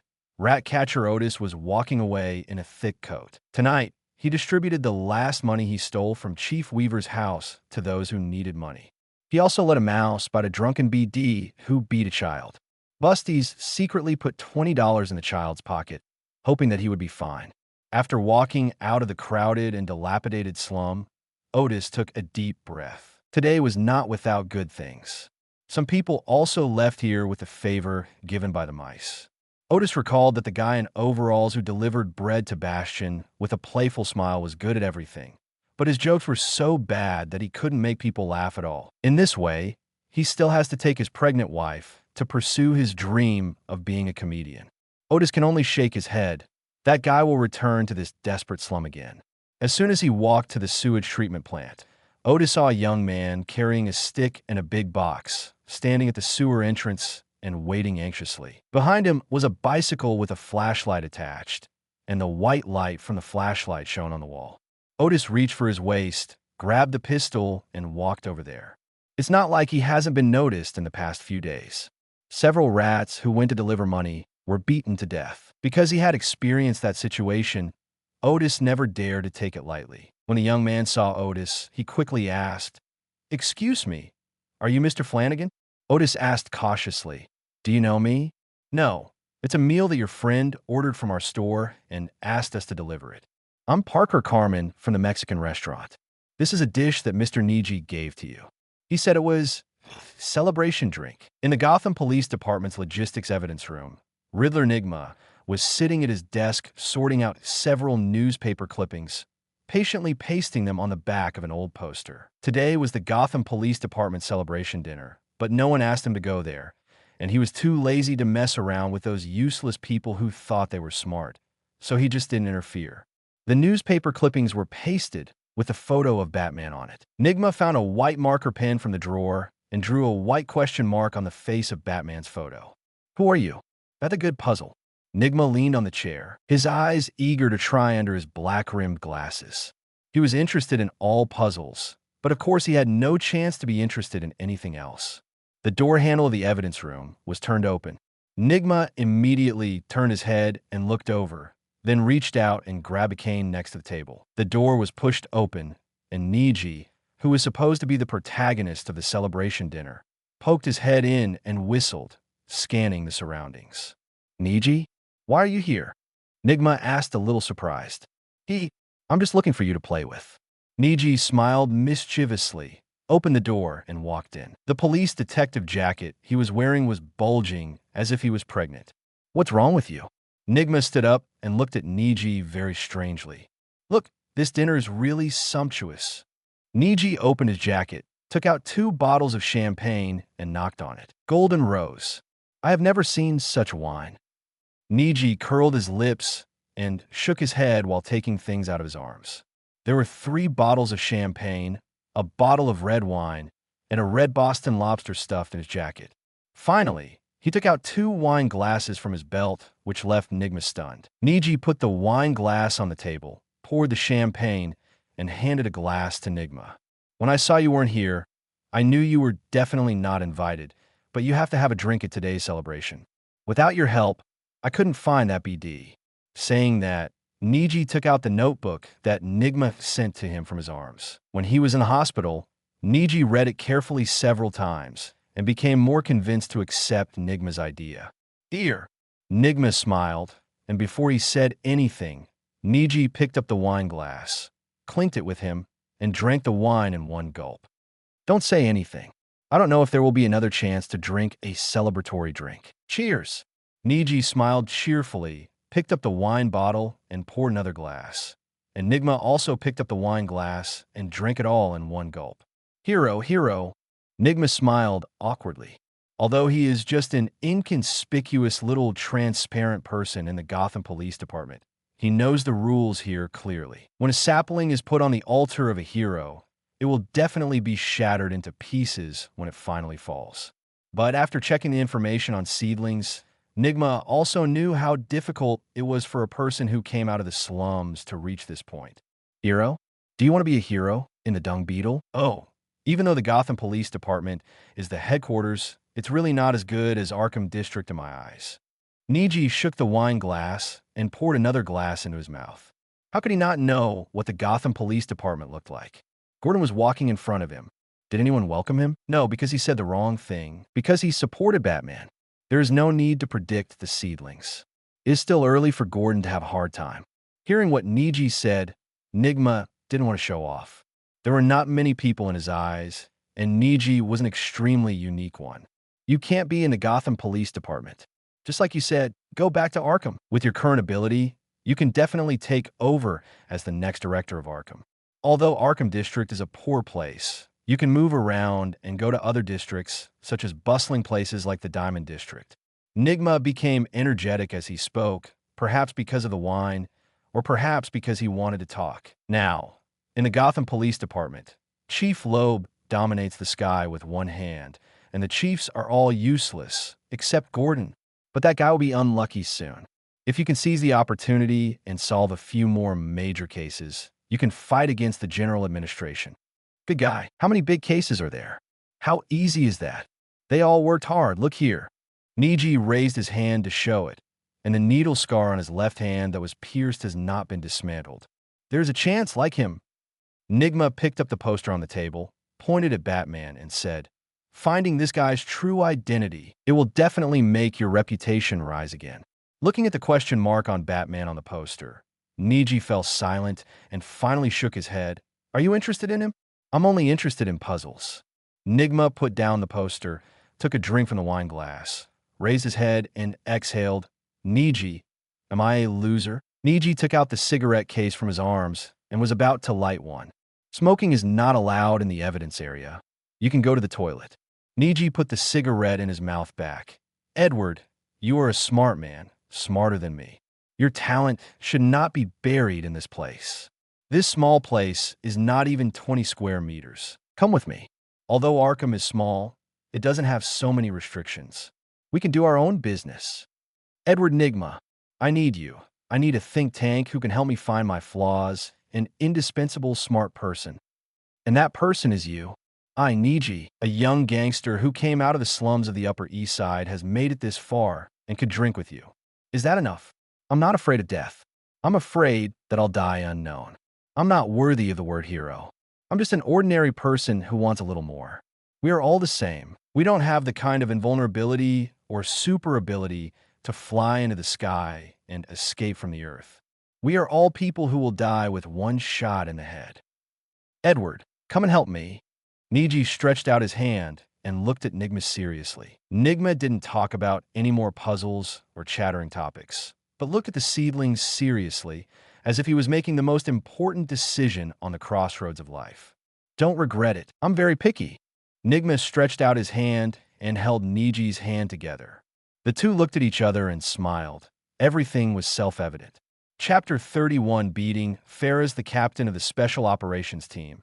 Faraz walked towards the toilet angrily with a cigarette in his mouth. Niji, we're all talking about Niji, the rising star of the police, the hero who solved the case in 7 hours. What the hell?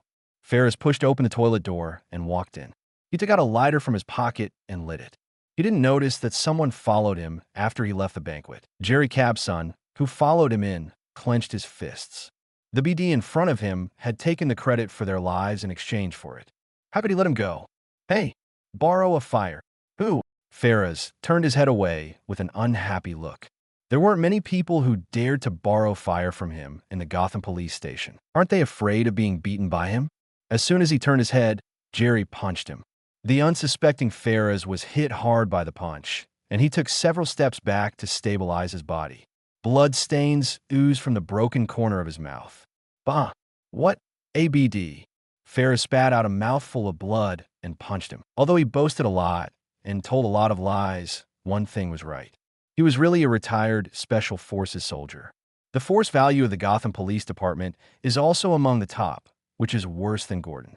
Although Chief Gordon lives a miserable life, his strength is not bad at all. Jerry had the advantage in the sudden attack, but when Faraz began to fight back, Jerry gradually couldn't hold on any longer. If it weren't for his strong enough stature and rich experience in street fighting, this former Special Forces soldier really made a comeback. The toilet door was kicked open, and Niji rushed in. Looking at Faraz, he kicked him over. Outside the toilet door, Nigma carried the cane he made by himself, closed the door, and hooked up a yellow warning sign and placed it at the door. Then he held his cane, leaned against the wall, and waited. In the toilet, Niji and Jerry cooperated tacitly and just pressed and hit Faraz. As soon as Faraz escaped Jerry's punch, he received a slap from Niji. You dare! Faraz was beaten and retreated, leaning against the wall and gasping for air, shouting, "If you dare to attack me, try it." What the hell, just try it. I can't beat you to death. Niji clenched his fist and swung his right arm to hit him directly. The fist was easy to dodge, but the sweeping arm was difficult to dodge. This sudden hit made Faraz's head buzz, as if he had been hit by a solid baseball bat. Even worse. The material of Niji's shark-tooth gauntlet was harder than ordinary metal. Coupled with the strength of his arm, Faraz was stunned and sat directly on the ground. What follows is Jerry's football kick, which is also the most powerful kick and a move that is strictly prohibited in fighting games. This kick hit Faraz on the head, knocking him against the wall. He rolled his eyes and fainted. Now, even if it wasn't a concussion, it was a concussion. Niji spat at Faraz. He had endured it for so long just because he wanted to fix him. Anyone who dared to take credit for his work deserved to die. Jerry kicked him again in frustration. Okay, Jerry, get ready to go back. This dinner is not suitable for us. We need to find a place to have a warm meal.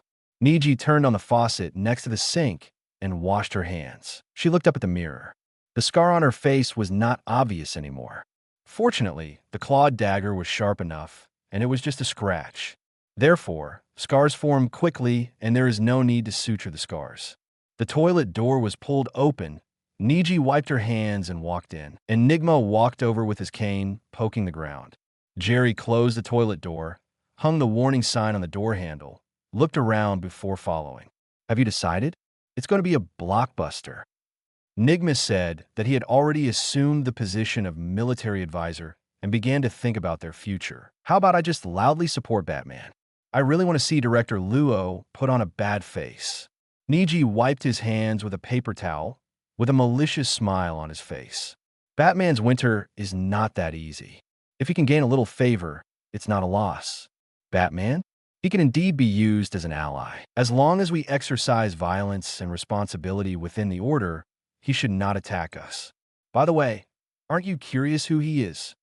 Niji shook his head, raised his hand, and said, Batman is a bait, a piece of cheese on a mousetrap. Anyone who is curious about him and wants to know who he is will be snapped. Niji clapped his hands fiercely like a closed mouse trap. Knowing his true identity, you become a caught mouse. This metaphor is still very interesting. Nigma smiled and accepted this statement. Leaving the evidence room and taking another path made his brain more active. He remembered again the teacher's puzzle competition after class in elementary school. But this time he couldn't peek at the answer, which made the puzzle even more challenging. Hey, hero, there are so many reporters waiting for you. It took you so long to go to the toilet. Did you see a girl? A senior police detective was holding a wine glass, pretending to be familiar with him and wanting to come over to get closer to Niji. Sorry, I don't talk to Joker. Niji dodged sideways and went straight to the circle where the reporters were. The senior police detective was scolded like this. He couldn't help but cursed in a low voice and was hit by Jerry from behind. Sorry, I didn't see you. Jerry smiled and walked past him. Hey, Detective Niji, can I interview you? A reporter who was eating at the buffet saw Niji coming, quickly put down the plate in his hand, took out a small notebook from his pocket, and ran over. Video recorders are not allowed in the police station, and camera films must be inspected before they can be taken away. After all, this is not just an internal gathering of the police, but also high-level officials from the Gotham City government and celebrities and nobles from society. Okay, what's the interview for? Niji stopped and asked politely. I'm a reporter from Gotham Daily, Jessica. What do you think of the recent street vigilante Batman? Jessica has brown hair and wears a professional suit. She looks more like a TV host than a reporter. Batman? I don't have any opinion. He is just doing what he wants to do. As for whether it is legal or not, it is definitely illegal, but what he did is not wrong. As soon as he heard what Niji said, Jessica immediately wrote down something in her notebook. She was already brewing a manuscript in her mind. Maybe it would make the front page. So, do you think Batman is righteous? Yes, at least he is righteous now.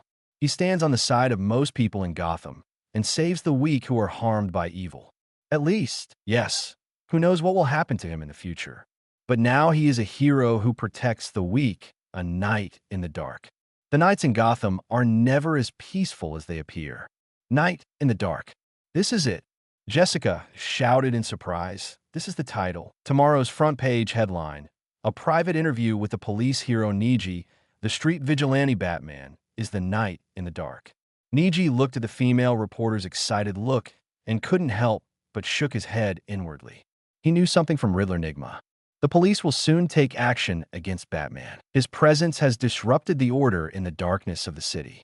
Gangsters, criminals, and police will not let him go. This winter is cold. Ding.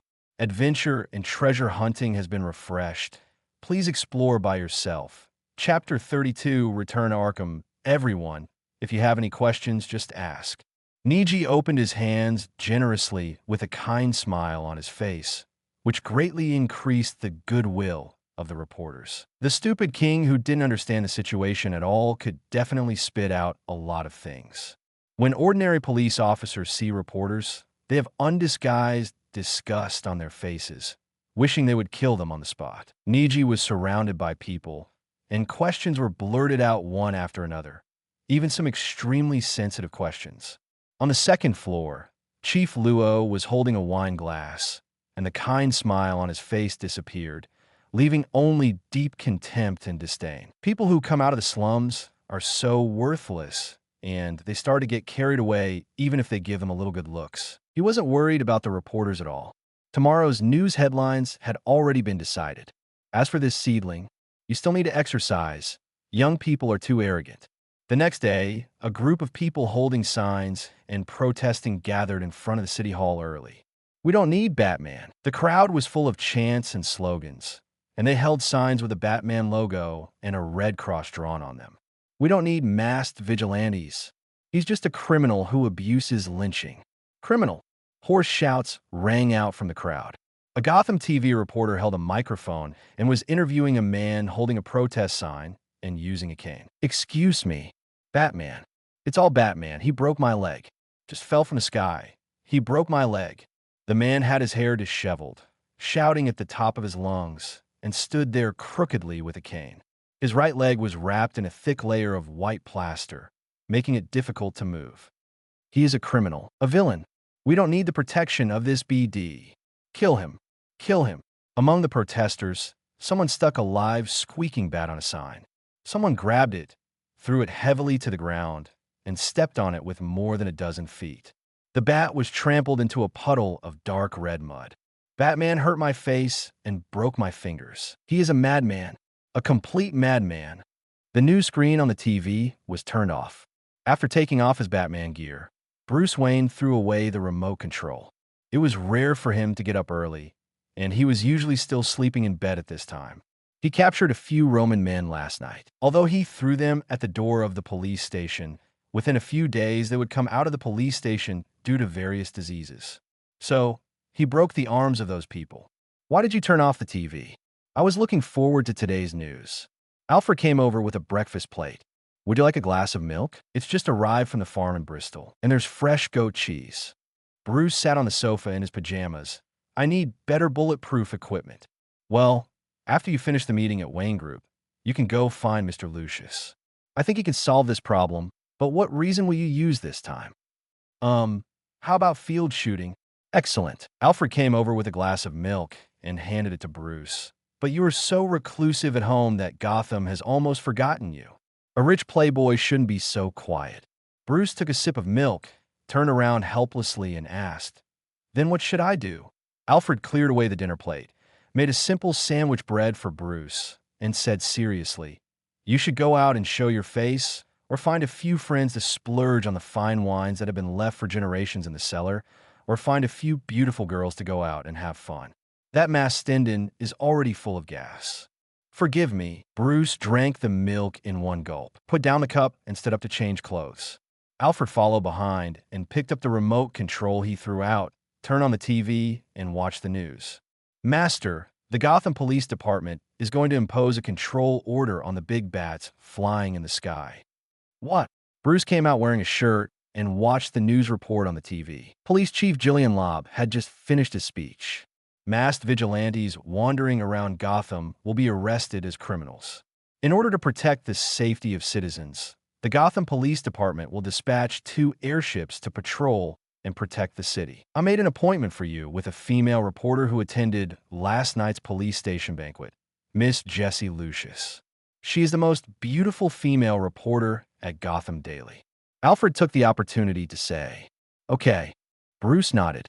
"Arrangements for the French restaurant and the opera house have been prepared. They won't take up too much of your time. After you finish the meeting, you still have time to have a cup of coffee. No need to bother." Bruce buttoned his shirt and looked at the protesting crowd passing by in the camera. With just one glance, his photographic memory had already discovered a dozen street bastards whom he had defeated. In the Arkham Police Logistics Warehouse, watching the midday news on TV, Niji yawned out of boredom. After the banquet last night, they drove back, and the matter of joining the Gotham Police Department naturally fell through. The most promising rising star in the police force and the hero who solved the case in 7 hours has returned to the Arkham District Police Station. It also made everyone in the Arkham Police Department secretly laugh at Niji. He clearly had a chance to leave this garbage place, but he ruined it himself. It's like an old saying, a fool can never grasp the wealth that comes to him, let alone the opportunity to change his destiny. However, Niji didn't care about this. Instead, many people got closer to him because of this incident. Compared with brothers who drive sports cars and live in villas, fools who live together in a shabby house look more pleasing to the eye. "Hey, Detective Niji, thank you for your hard work." The 2 police officers who were about to go out after receiving the alarm quickly smiled and said hello when they saw the seedlings. Niji also nodded. "Be careful on the road." "Yes, Detective Niji."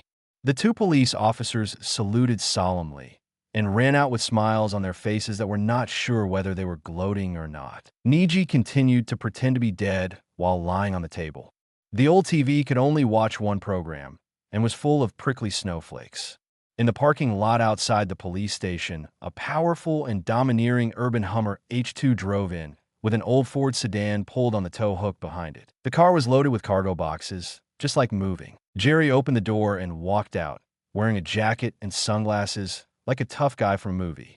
Riddler Nigma, who was holding a cardboard box in his hand, also got out of the car and breathed a sigh of relief as he looked at the Arkham police chief. "Wow, are you really moving?"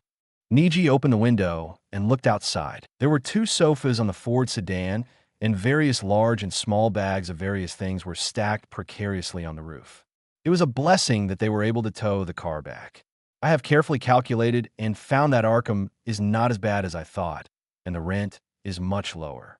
My lease is up, so I could just move here. Nigma carried the box and walked towards the logistics warehouse. His position was also transferred from the Gotham Police Department. Because of his weird temper, many people in the Gotham Police Department were looking forward to him getting out.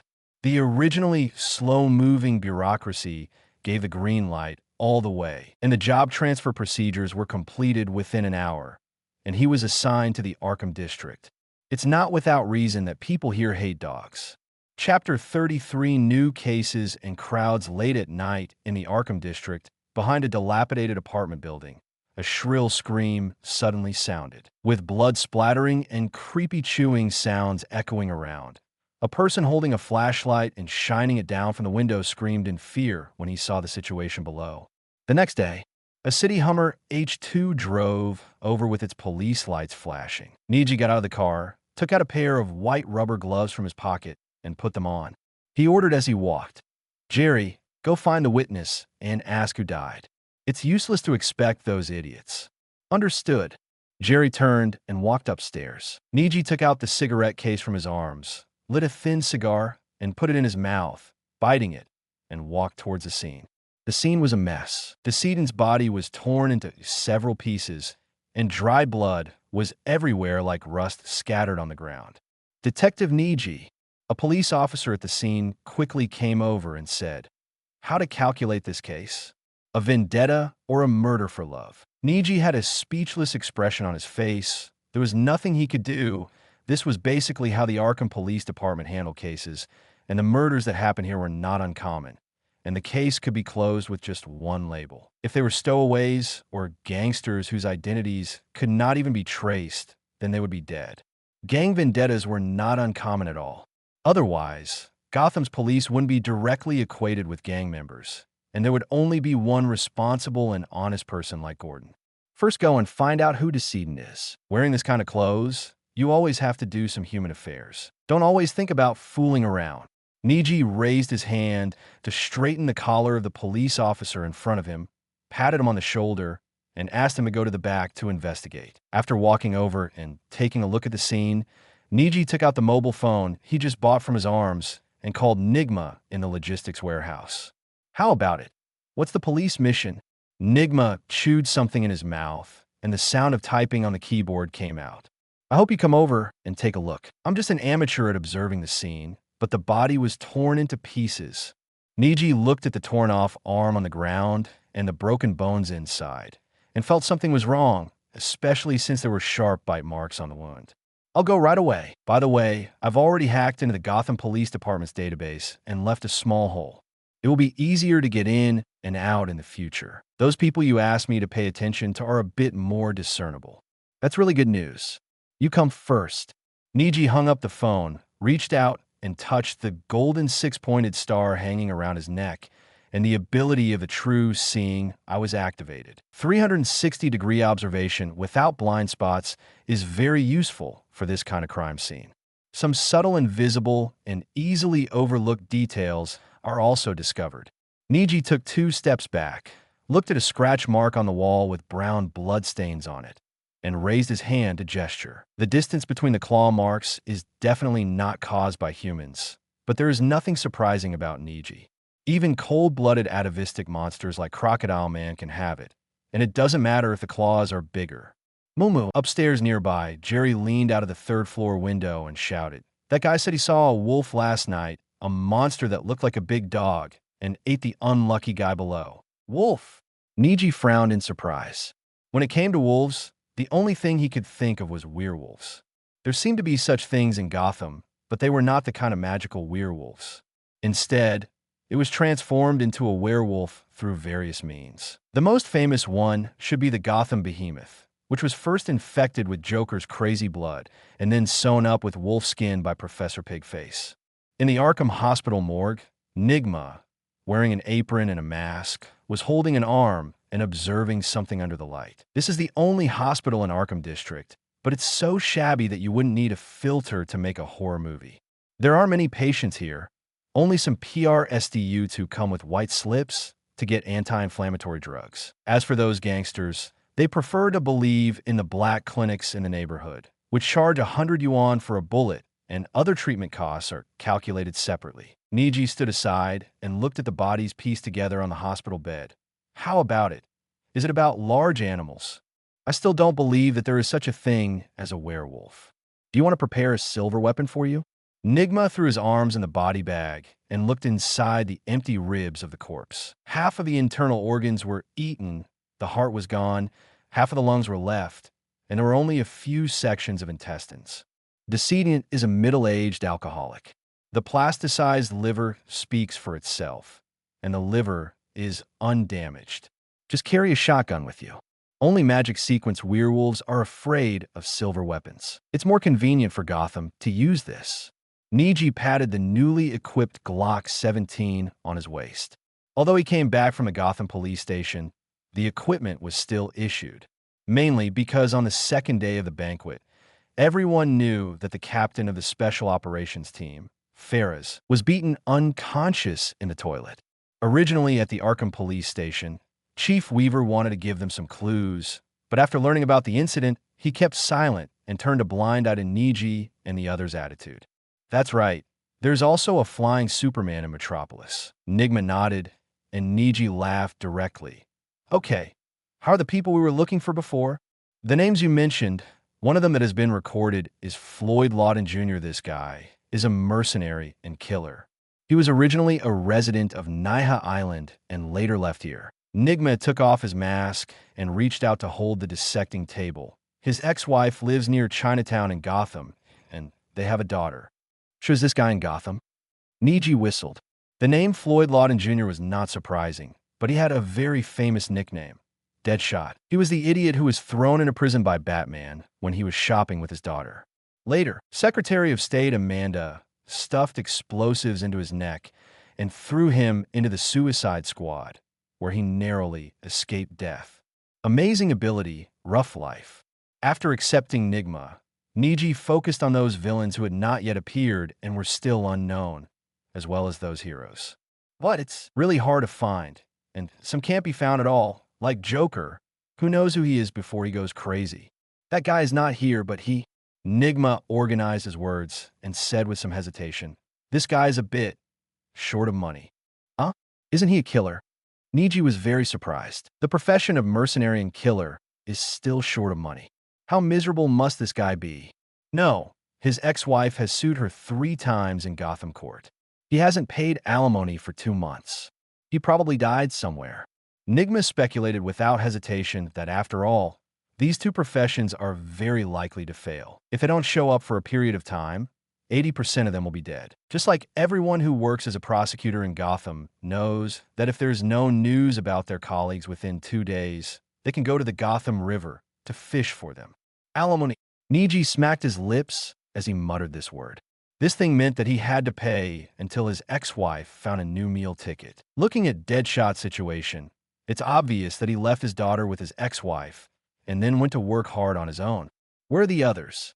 How many of them have information?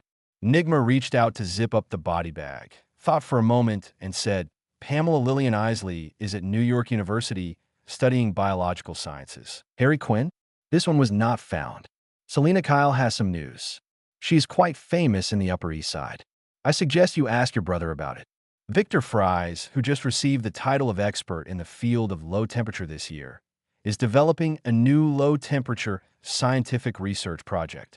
Roman, this guy Siones went bankrupt. After the company was acquired by Wayne Group, this guy disappeared. Nigma was also a little curious when he said this. These guys are completely unrelated, and there is no relationship between these people. In his opinion, he is far less valuable than the mercenary Norton. Although that guy may be gone, at least he thinks so. Niji didn't know what to say. There were only a few villains in the DC universe that he could remember. The others were just impressions. If he really said it, he couldn't say it. Forget it. Have the people who convicted Otis been found? Is there any hope of a comeback? Niji changed the topic. He had not forgotten the matter of getting justice for rat catcher Otis. It was difficult to turn the tables after 10 years, but he believed that Nigma must have a way. I found it, but an old man is already dead. He died of cerebral hemorrhage last year. If you want revenge, hurry up. Nigma narrowed his eyes, hiding his excited look, making him look more serious. There are two ways. One is that we kill them directly. Otis can do it himself, but this is not what we want. The second way is that we need a little support from public opinion. Chapter 34, The Riddler's Plan, Gotham Daily. A thick package was thrown at the door of the company, with a puzzling riddle written on it. Some people's nightmare, some people's savior. My hands are cold and desperate, reaching out to that warm heart. Wow, what is this? Gotham Daily reporter Miss Jessica Lucio looked at the package, signed with her name, and shook it hesitantly, as if there was something inside. Putting the package on the desk, Jessica picked up the scissors and cut it open, and poured out a pile of documents inside. Jessica picked up a document, which contained the information of a retired judge from the Gotham court. On the photo, a red cross was drawn with a red pen. The reporter's intuition made her feel that the matter was not that simple, and she quickly picked up other documents. There is evidence of collusion between the judge and the gang, and there was a long list below. 3 names have been crossed out on the list, and there are still words on the back of the list. Jessica quickly turned it over and looked at it. I heard that you are an impartial reporter. I want to play a game with you. The name of the game is Truth. Some people use the law to judge criminals, but when they become criminals, they can escape the judgment of the law. Then let the fairest death in the world carry out the final judgment. 1320 Strand Street. Explosion at 11 o'clock. Jessica quickly looked up at the clock hanging on the wall. It was already 10:30 in the morning. Mike, quick, let's go to 1320 Strand Street and call the police. Quick, Jessica shouted resolutely, calling to her interview partner Mike Rekiff, who was a part-time driver and cameraman. Huh? What are you talking about? Mike Rekiff asked in surprise, still holding a box of film in his hand, but he hadn't reacted yet. Hurry, otherwise you will miss the big news. Jessica was busy like a lioness. She picked up the small interview book and stuffed it in her pocket and immediately dialed the Gotham Police Department's emergency number. This is Gotham Daily. We received a warning package that someone is going to detonate a bomb at 1320 Strand Street at 11 a.m., and we are on our way to the scene. After hanging up the phone, Jessica called Gotham TV in the building next door. Number 1320 Strand Street, a 3-story Victorian building. Ew. An old man with white hair was tied to a chair, struggling anxiously. In front of him, 2 people wearing sack suits and basketball hoods were tying ropes to his family. A total of 11 people, male and female file size, were all tied to chairs. Today is the birthday of the old prosecutor Beck Eltan. His daughter and grandson's family also came to celebrate his birthday, but they became the targets of these 2 gangsters. Shut up. If no one comes to save you at 11 noon, then just wait for death. Others may not die, but you will definitely die. Wearing a cut basketball on her head, Niji held a stone in her mouth and said in an awkward voice. He placed a time bomb in his pocket on the table, and the countdown had already started. The red bundle of explosives behind made the old prosecutor tremble in fright, and he looked at him with pleading eyes. When you send innocent people to jail, you should think about today. You know this list very well. Without mercy, Niji took out a list from his arms, drew a red cross behind Baker Aladdin's name, and pasted it on the old prosecutor's forehead. Pray, when you use the law to judge innocent people, they are also so helpless and pitiful. That's right, I'm afraid you can't even remember who they are. They asked me to say hello to you, Niji said in a cold voice, then turned to look at Jerry, who was blindfolding the others, and made a gesture. Jerry walked to the table and picked up the electric music box as a birthday gift. He turned on the switch, and music as sweet as ice crystal water rang in the room. Niji took out a scalpel that came out of the hospital and stabbed the old prosecutor in the thigh. The severe pain made the old prosecutor twitch all over, and the towel in his mouth could not stop his screams. Quiet, Niji whistled and followed Jerry out of the door. The 2 took off their linen suits, put away the basketballs cut open on their heads, tied them into a ball with their backhands, and put them in their bags. This thing can't be thrown around casually. The Gotham police are trash, But that doesn't mean Batman is trash as well. That guy is a top detective, and Niji doesn't want to meet that guy at night. The Riddler Enigma does have the potential to be a villain. When he finalizes this plan, he must come and implement it himself.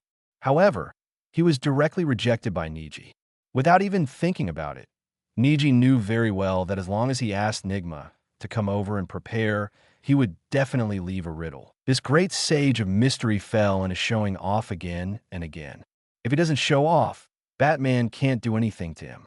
This is his greatest strength and greatest weakness.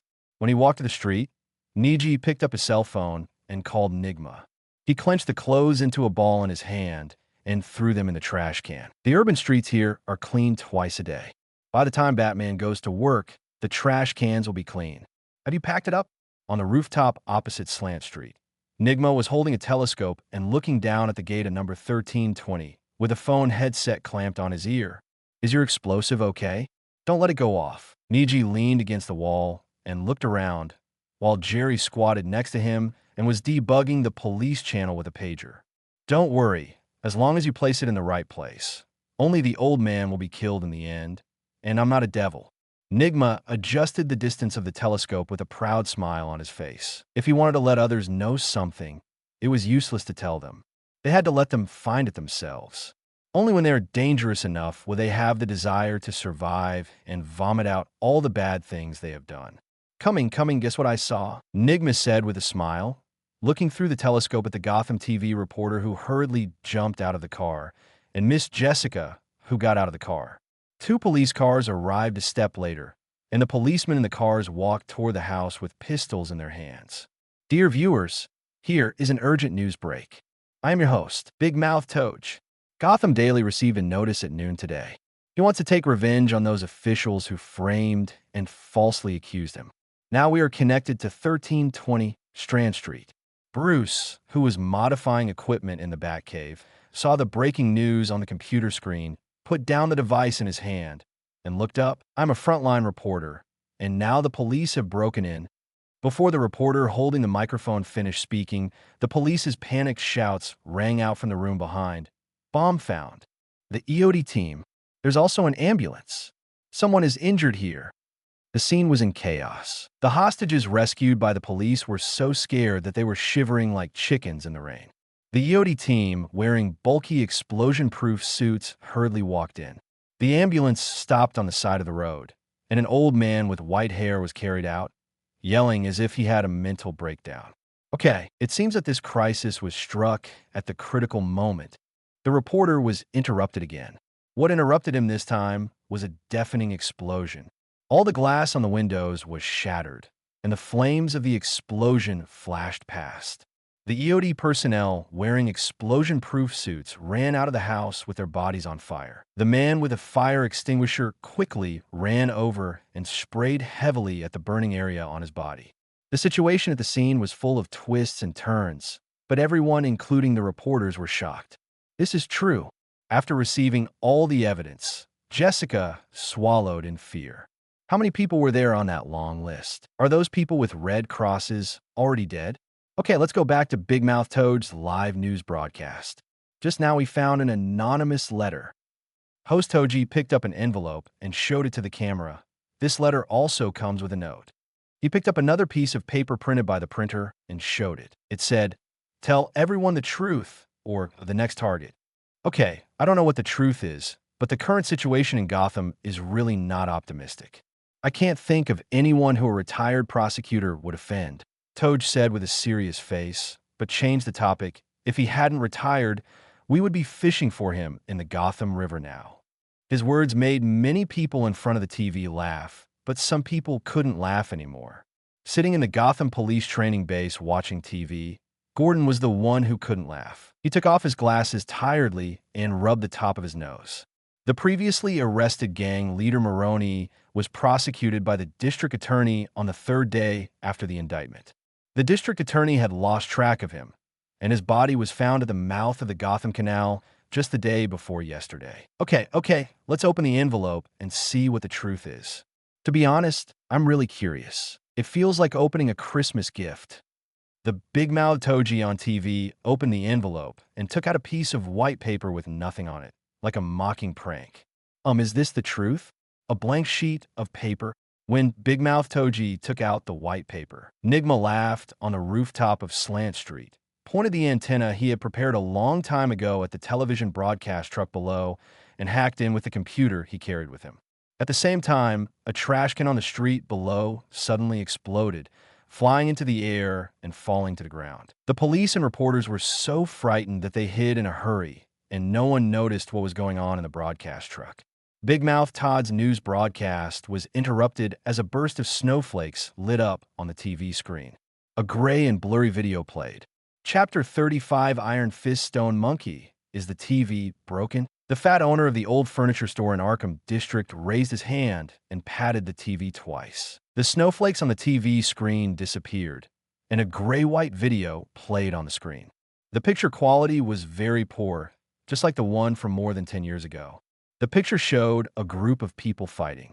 A man carrying a backpack was passing by, but he met the police who came to stop the fight. The people fighting dispersed in a hurry, but the backpackers passing by were arrested. The screen changed into a picture of Blackgate Prison, with two ferocious red fonts on it. 10 years. A homeless man outside the old furniture store took out the bottle of wine in his pocket after watching the scene on TV and drank it. A big light brown mouse poked its head out from his arms and ran away as if it didn't like the smell of alcohol. Gotham Chinatown at night. It is completely different from the cold Gothic buildings and modern buildings in other places. Chinatown here seems more lively and pyrotechnic. Although the name is Chinatown, it is more like a little Asia, with small communities from multiple countries centered around Chinatown. Wearing ordinary casual clothes and sunglasses, Miyaoji walked toward the dumpling shop.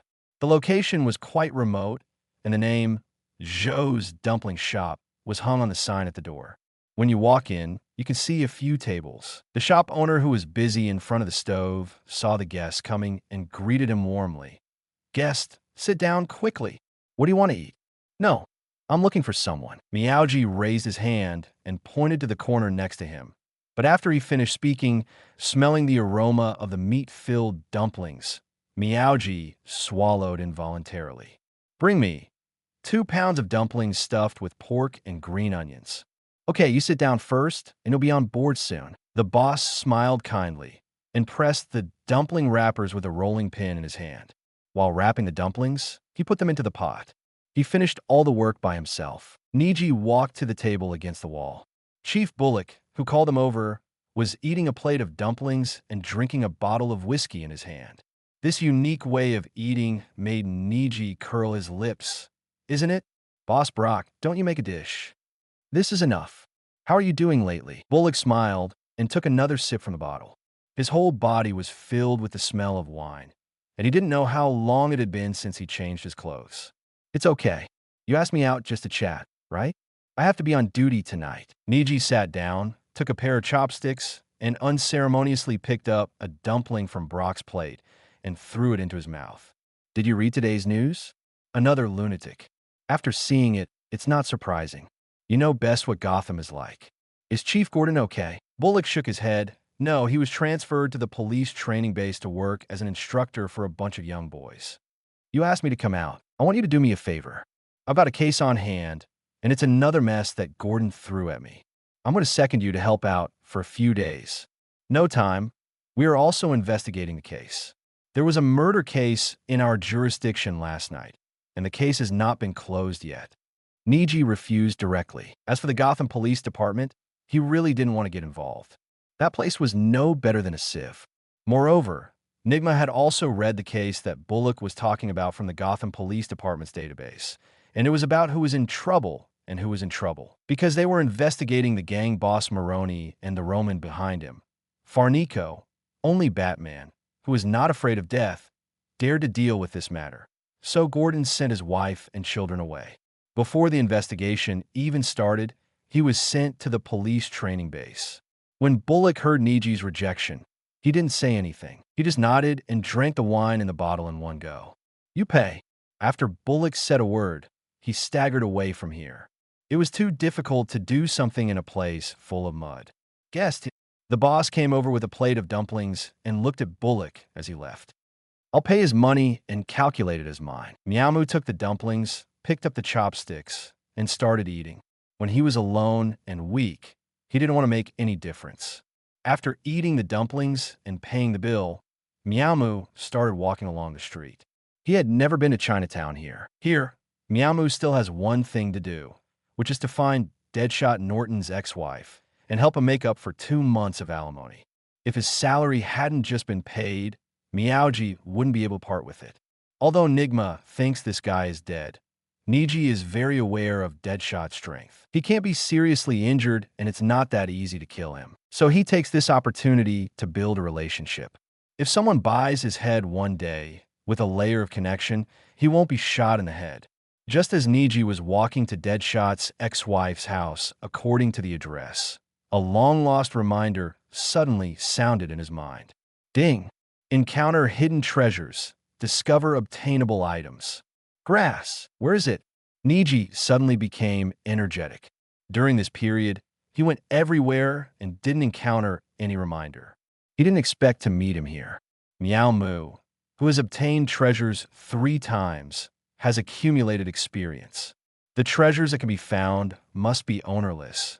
And secondly, they still have some special abilities. Just like Wayne's ring, it is definitely not an ordinary thing, and it is something that no one knows about. Niji stopped looking for the address and ran directly towards the place where he felt the feeling. This location was quite far away, almost out of Chinatown, right on that long street. The seedlings that were trotting all the way suddenly stopped in front of the store and looked at the stone monkey placed on the windowsill.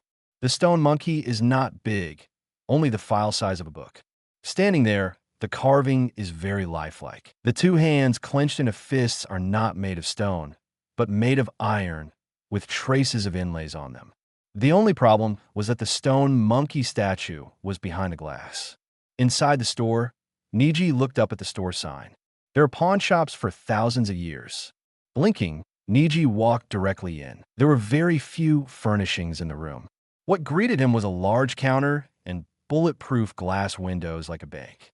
Sitting inside was a man wearing a Mandarin jacket and rubbing a hand pot. He looked to be in his early 30s.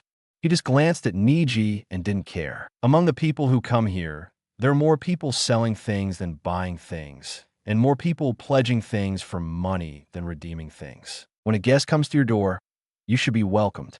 What service do you need? The man sitting behind the counter took a microphone and said something outside, and his voice rang out from the loudspeaker outside. Niji looked around the room, walked directly to the window, and picked up the stone monkey. As soon as he picked it up, the ability of this item came to his mind. Iron Fist Stone Monkey.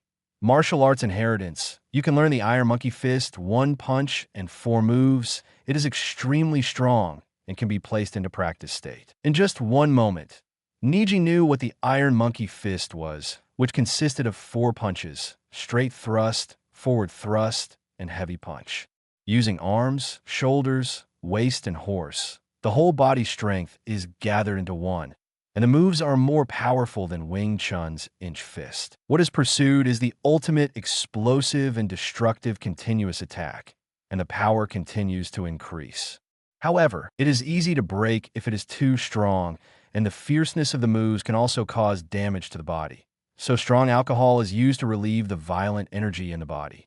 "Sir," the man sitting at the counter called again. Only then did Miyaoji come back to his senses. He turned around holding the Iron Fist Stone Monkey and asked in a deep voice, "How much does this cost?" Even if it is a robbery, Miaomu will get this thing. Place the statue of the Iron Fist Stone Monkey, and when practicing, you will be able to get inspired guidance for each move as if you were taught by a master. This is something in our store, not for sale. Why don't you look at something else?" The person at the counter glanced at the stone monkey statue and shook his head. "I want this, give you the money." Niji took out the newly issued salary bag from his arms. He didn't even open the envelope, tore off the seal, took out a wad of bills, and threw on the counter. "You can refuse, but look at this." Niji lifted up his sports coat, revealing the police badge inside and the pistol at his waist. The man at the counter instantly looked as ugly as if he had eaten shit. Forcing a smile on his face, the man smiled and said, "As you please, it's just a stone monkey. You can hold it if you like." "Where did this thing come from?" Niji took off his coat and wrapped the iron fist stone monkey, tied it into a bundle, and tied it around his waist. He found that the treasures he found also had stories, so he wanted to know more about it. "That thing? I really don't know. It was placed on the windowsill when we moved it here, and I didn't pay attention to it." "What's wrong?" the man at the counter asked curiously, even wondering if there were some secrets that he hadn't discovered. "Nothing, this thing is mine, look." Niji suddenly raised his hand, stabbed it straight with his palm like a knife, suddenly changed his moves, bent the second joint of his fingers, as fierce as a spear, and then clenched his fist slightly to prepare for a strike. At the same time, Niji's body shape changed, his waist and horse merged into one, and his whole arm shot forward like an angry dragon in just 2 seconds. One move has 4 changes. If it hits a person, it will be 4 heavy blows, especially the last move. Even through the bulletproof glass, the man behind the counter still feels the danger. Chapter 36 Chance Encounter. After coming out of the pawn shop with the stone monkey statue in hand, Miamu felt refreshed, walking a little more briskly and constantly changing moves with his slowly shaking hands. "I can't wait to find an opponent to compete with me now. There is no ability that is stronger and more basic than martial arts." Walking on the road, Niji took out the address slip from his arms again, which was still the address left by Deadshot in court. Number 972, Chinatown West Road, ex-wife Susan. As soon as he walked into an alley on West Road, Miyamu looked up at the house number on the wall with a flashlight. A black shadow fell from behind Niji. Although there was not much movement, Niji reacted immediately. His first action was to roll forward to dodge, and activated the eye of true seeing ability. He had to be careful everywhere in Gotham, but he did not forget that he had killed 2 claws of the Court of Owls. But the dark shadow behind him is none other than Batman. "Why is the big bat here? Are you passing by?" Niji tugged the bag wrapped around his waist and shined a flashlight on Batman. Compared to the last time they met, Batman's equipment this time was a little better. The bat logo on the chest has also changed into a conspicuous yellow and black mark, which is very eye-catching, and the chest armor has been thickened, making it look more burly. "Does the bombing on Strand Street at noon today have anything to do with you?" Batman asked in a deep voice. After seeing the bombing, he went to Gotham daily. Thanks to his previous date with Jessica, he immediately got first-hand information. The case didn't seem that difficult, but he was very interested in the person behind it. He found a Niji's fingerprint on those documents. Moreover, the batch number on the scalpel left at the scene was also traced back to the Arkham district. "Are you here to catch me?" Niji raised his eyebrows. He thought he was well prepared, but he didn't expect to be chased by Batman. Batman said nothing, because this incident was simply revenge and publicity, and only one person was injured. He just didn't want Niji to take the wrong path. In his opinion, Niji was very evil and difficult to control, and there were also some restless people gathered around him. If such a person walks on the right path, he will be a good policeman who punishes evil and promotes good. If he walks on the wrong path, he may be the next Fallneck. "Want a cigarette?" Niji reached into his pocket and took out the cigarette case, shook out 2 thin cigars, and threw a cigarette to Batman. Batman didn't pick it up and let the cigarette hit him, fall to the ground, and roll to the side. Niji didn't pay attention, just took out a lighter, lit the cigarette, and took a puff. "I'm just helping my friend solve something. If he wants revenge, there won't be anyone left in the family. In a sense, I was also doing a good deed. I successfully saved their lives and prevented a person from entering the road of crime." At this moment, Niji's cell phone suddenly rang. "I'm sorry. It should be okay if I check my phone? If you don't speak, it will be confirmed." Niji picked up the phone and answered the call. "Who is it?" "Something happened to Mumu. Arkham Asylum was attacked, the director was killed, and several mental patients ran out. The director asked everyone to rush over to support, and people from the Gotham Police Department are arriving soon." Jerry's anxious voice came from the phone, and there was a siren sounding. Niji's expression changed. The most important thing in Arkham District is Arkham Asylum. If something happens there, who attacked? How many people were on the other side? Who escaped? Niji quickly asked, There shouldn't be any scary villains in Arkham Asylum now. I don't know, but the brother who passed by said that he saw a werewolf. It was very big. He killed a guard with one claw. I'm heading over there now. Be careful on the road. Niji hung up the phone and looked at Batman in front of him. I don't need to repeat it. You know what happened, right? 5 people escaped from Arkham Asylum. Director Charlie Ferris died, and 3 guards died and 7 were injured. You should go there. Batman said in a cold voice that Alfred, who was far away in the Batcave, had told him all the situation through the radio. Arkham is in chaos. Let's go. Niji threw down the cigarette in his hand, touched the salary bag in his pocket, hesitated for less than 3 seconds, and ran towards number 972, Chinatown West Road. Batman glanced at his back, took out his grappling gun, and fired it upward. Driven by the rope, he jumped up directly. Alfred, I need the current situation in Arkham. Okay, young master, but the situation over there seems to be a bit serious. The Gotham Police Department has been dispatched. Alfred's voice rang from the wireless communicator.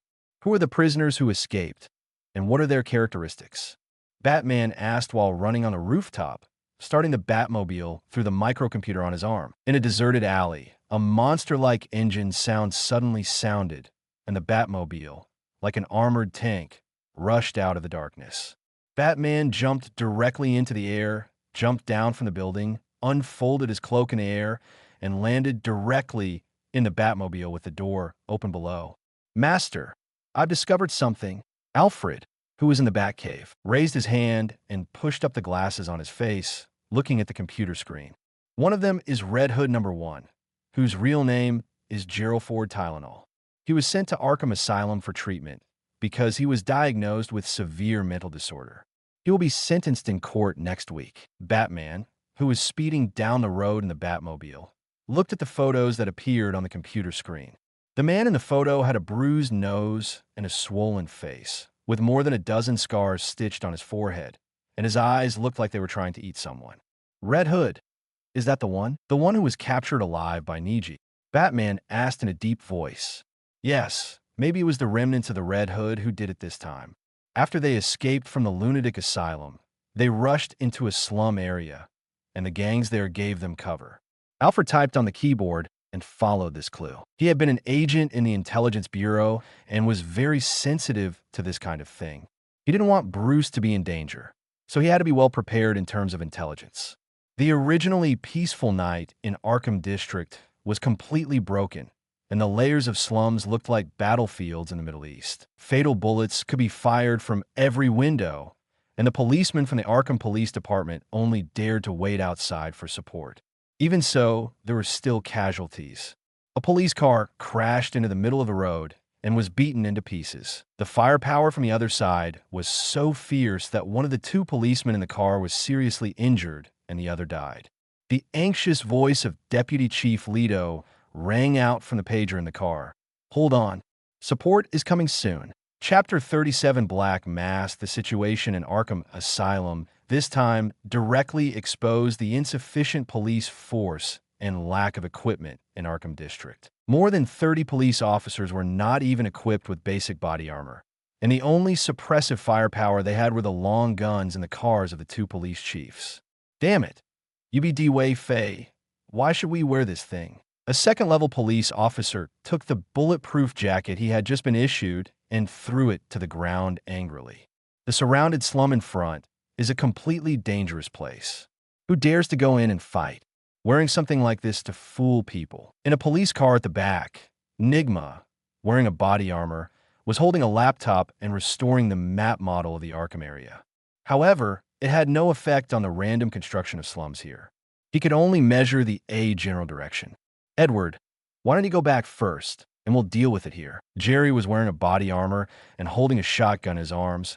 Otis is gathering rats, and he can take over this place when Niji comes back. You underestimate them. Nigma stared at the screen, no longer as calm as usual, and called up the specific information from the Lunatic Asylum's database. Look at this. The werewolf is coming. Can your gun kill him? Nigma turned the computer screen away.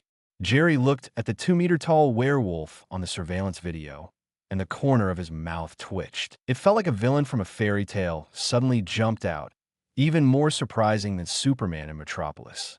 Calm down, surround this place, and wait for support. The Gotham Police Department has dispatched a special operations team, and support from the surrounding areas will be here soon. Chief Weaver stood at the back, shouting loudly with a loudspeaker, mobilizing the Arkham Police for emergency response. Director, what should we do with the people inside? There are still people alive in the car. Deputy Director Leto pointed at the police car on the road ahead, with an anxious look on his face. When Wei Fei heard this, he also scratched his head. What can he do? Wait for support. What sound? Someone heard some special sounds like the sound of a fighter jet cutting through the air. What is that? A policeman suddenly turned his head and pointed behind him. A black tank rushed straight over and hit the wall. The wall, which was not that thick, was smashed into pieces by the black chariot. It ran over it like an unstoppable bulldozer. Is it support? Jerry frowned and looked over there. Nigma, who also poked his head out of the car, had an excited smile in his eyes. Jerry, when you come out in the dark, you don't use your eyes but your mouth and ears. What's flying in the air? I don't know. Jerry shook his head directly, without even thinking for a second. Niji had told him that when you were with Nigma, you shouldn't expect to guess riddles with him. Just pretend to be a fool. The enemy of the Gotham Police, the big black bat, is here. You can tell Otis not to be so anxious. On the steel bridge leading to Arkham, Niji was also speeding along in his Hummer. There were quite a few police cars heading this way on the road, but the key was that Red Hood number 1 ran out. If he hadn't been diagnosed with severe mental illness, he wouldn't have been sent here. Who would have thought that the tightly guarded Arkham Asylum would be raided? Niji stepped on the accelerator and accelerated again. The urban Hummer directly surpassed the police cars that rushed to support and sped in that direction. Red Hood number 1, who ran away from Arkham Asylum in the slums, was trembling with an injection. This thing is really useful. A man with a black wooden mask on his face looked at the syringe that had been injected and threw it on the ground. Ahem. Don't hit me. After waking up, Red Hood number 1 looked around in horror, as if he had just woken up from a nightmare, especially the man wearing a black skull mask in front of him. Old boss, is that you? Sean, shut up. The black mask scolded in a deep voice. The mask seemed to be close to his face. If Niji were here, he would definitely scream. This is the person he asked the Riddler to search in the Gotham Police Department database before Black Mask and Roman Sionis. A member of Gotham's wealthy Sionis family, he was obsessed with collecting various masks as a child, and was also a classmate of Bruce Wayne. And he is also an orphan. Those who can still have a complete pair of parents in Gotham are the lucky ones. However, in the legend, Black Mask's parents were pushed into the fire and burned to death by his own hands. As a result, he inherited hundreds of millions of assets, but he had a bad temper and started a company like a gangster. Not long after, the company faced bankruptcy due to poor management. At this time, Wayne Group acquired his company, leaving him a pauper with nothing. He dug up his parents' graves and used the ebony on the coffin boards to make a black mask representing anger. Geraloff, I fished him out of the lunatic asylum, not to make you afraid here. Give him the guy. Black Mask tilted his head to the side. A mercenary wearing a black hood and dressed like a robber threw an AK rifle to Red Hood. No. One Giraffo. Starting today, the Red Hood gang is disbanded. We are the Black Mask gang, do you understand? Black Mask warned in a deep voice. Yes. Giraffo stood up with the rifle, nodded quickly, and reached out to take off the black and white striped prison uniform. The two mercenaries nearby kicked open the door next to them, pulled out a pile of clothes, and threw them on the ground. No, boss. What are we going to do? Giraffo held a gun under his arm and quickly changed his clothes. The shaved head was still covered with hideous scars. It's not me, it's you. The seedling who captured you is here. Kill him and attract enough people here. Black Mask's eyes were burning with the flames of ambition, and he had planned everything, including the werewolf below who paid a lot of money to hire. And this. Black Mask raised his hand and looked at a special gas grenade clutched tightly in his hand. Inside was a special poisonous gas that could make people feel frightened and instantly lose their combat effectiveness. If it weren't for the help of this thing, Giraffo would not have been sent to the lunatic asylum for care. That doctor's really good at making money. Understand, I must kill him. A ferocious look appeared on Giraffo's face. He had suffered, but he wanted to take revenge. Boom. Whoop. Suddenly, there was the sound of fighting outside, accompanied by the howling of wolves. A black metal claw flew up from below, hooked the window, and tightened the rope. A black shadow also flew up. Holding the black mask of fear gas, he raised his hand and waved, and the three mercenaries and Giraffo immediately raised their guns. As soon as Batman stood on the balcony, fierce gunshots rang out. The yellow logo on his chest became the best target, and a series of sparks were fired from the solid metal breastplate. The violent impact caused Batman to fall backwards and fall downstairs. The werewolf below stared with red eyes and rushed toward Batman with quick movements like a giant hound. Batman, who had just fallen down, was instantly scratched by the werewolf's claws. Fortunately, he had upgraded his armor, and the claws just sparked a series of sparks when they grabbed the bat suit. But the cloak behind him was not so lucky and was torn into a rag by the werewolf. Batman roared angrily, activated the exoskeleton gauntlet on his right hand, and hit the werewolf hard with a punch, carrying mechanical kinetic energy, knocking it away. Before he could take a breath, bullets fired from upstairs forced him to run for his life again. What is that? A flying bird? With a sinister smile on his face, Giraffo, holding an AK rifle, fired a burst of fire at the corner where Batman was hiding. The fierce bullets hit the weak wall, sending rubble flying and dust flying. The street vigilantes who appeared some time ago really came over. You guys guarded this place. I spent a lot of money on it. Do you understand it for 3 hours? Black Mask put away the fear grenade and looked at the three mercenaries. He had sent 11 mercenaries here and also paid 2 gangs to fight for him. Boss, where are you going? Giraffo asked quickly, with a hint of confusion on his ferocious face. He was not sure what Black Mask wanted to do. I'm going to Blackgate Prison and giving this city a big gift. Ha ha ha, Wayne. Gotham. Black Mask laughed and left here. Arkham will soon gather all the police forces in Gotham. Even the well-defended Blackgate Prison is just an unattended place. Besides, he found a very good foreign aid for today. Black Mask picked up his cell phone and made a call. Under a dilapidated building, a police car turned on its lights. Black Mask opened the door and got in. The police car drove in the other direction. You could take action. Black Mask's slightly smiling voice came from the phone. A big black man far away at the entrance of Hyman Prison looked at the iron gate of the prison, raised his hand, and put on a special hood. I haven't seen the transfer. Money. When Black Mask heard this, he raised his hand and swiped on his phone and directly transferred the money he had prepared. The man standing at the door of Blackgate Prison looked at the news of the arrival of the account on his mobile phone, and a smile appeared on his face under the hood. Finally got money. However, as soon as he moved, the wound on his body was pulled, causing him to take a breath and cover the injured area with his hand. That Superman in Metropolis is really difficult to deal with. After saying that, he put a red single-chip sight on the right eye of his hood, pulled out a 9mm M9 pistol from his belt, and walked forward. Blackgate Prison is like an ancient castle, and it has everything a castle can have, such as a moat. The wind was very strong tonight, blowing away the clouds over Gotham, revealing a rare bright moon, shining on the waves of the water. Bang bang. 2 sounds sounded at the entrance of Blackgate Prison. The 2 prison guards, standing guard at the door, covered their shoulders and screamed and fell to the ground. A 9mm bullet penetrated their shoulders, and blood flowed out from the wound like a steady stream. The money he gave me is not enough to kill people. Tell me how to open the door. Chapter 38, The Battlefield of Mercenaries. Accompanied by a screeching sound of brake discs, the city Hummer swerved and stopped next to a police car. Niji opened the door and got out of the car. Jerry came over quickly and said, "People are still in the slum, and the big bat has also gone in."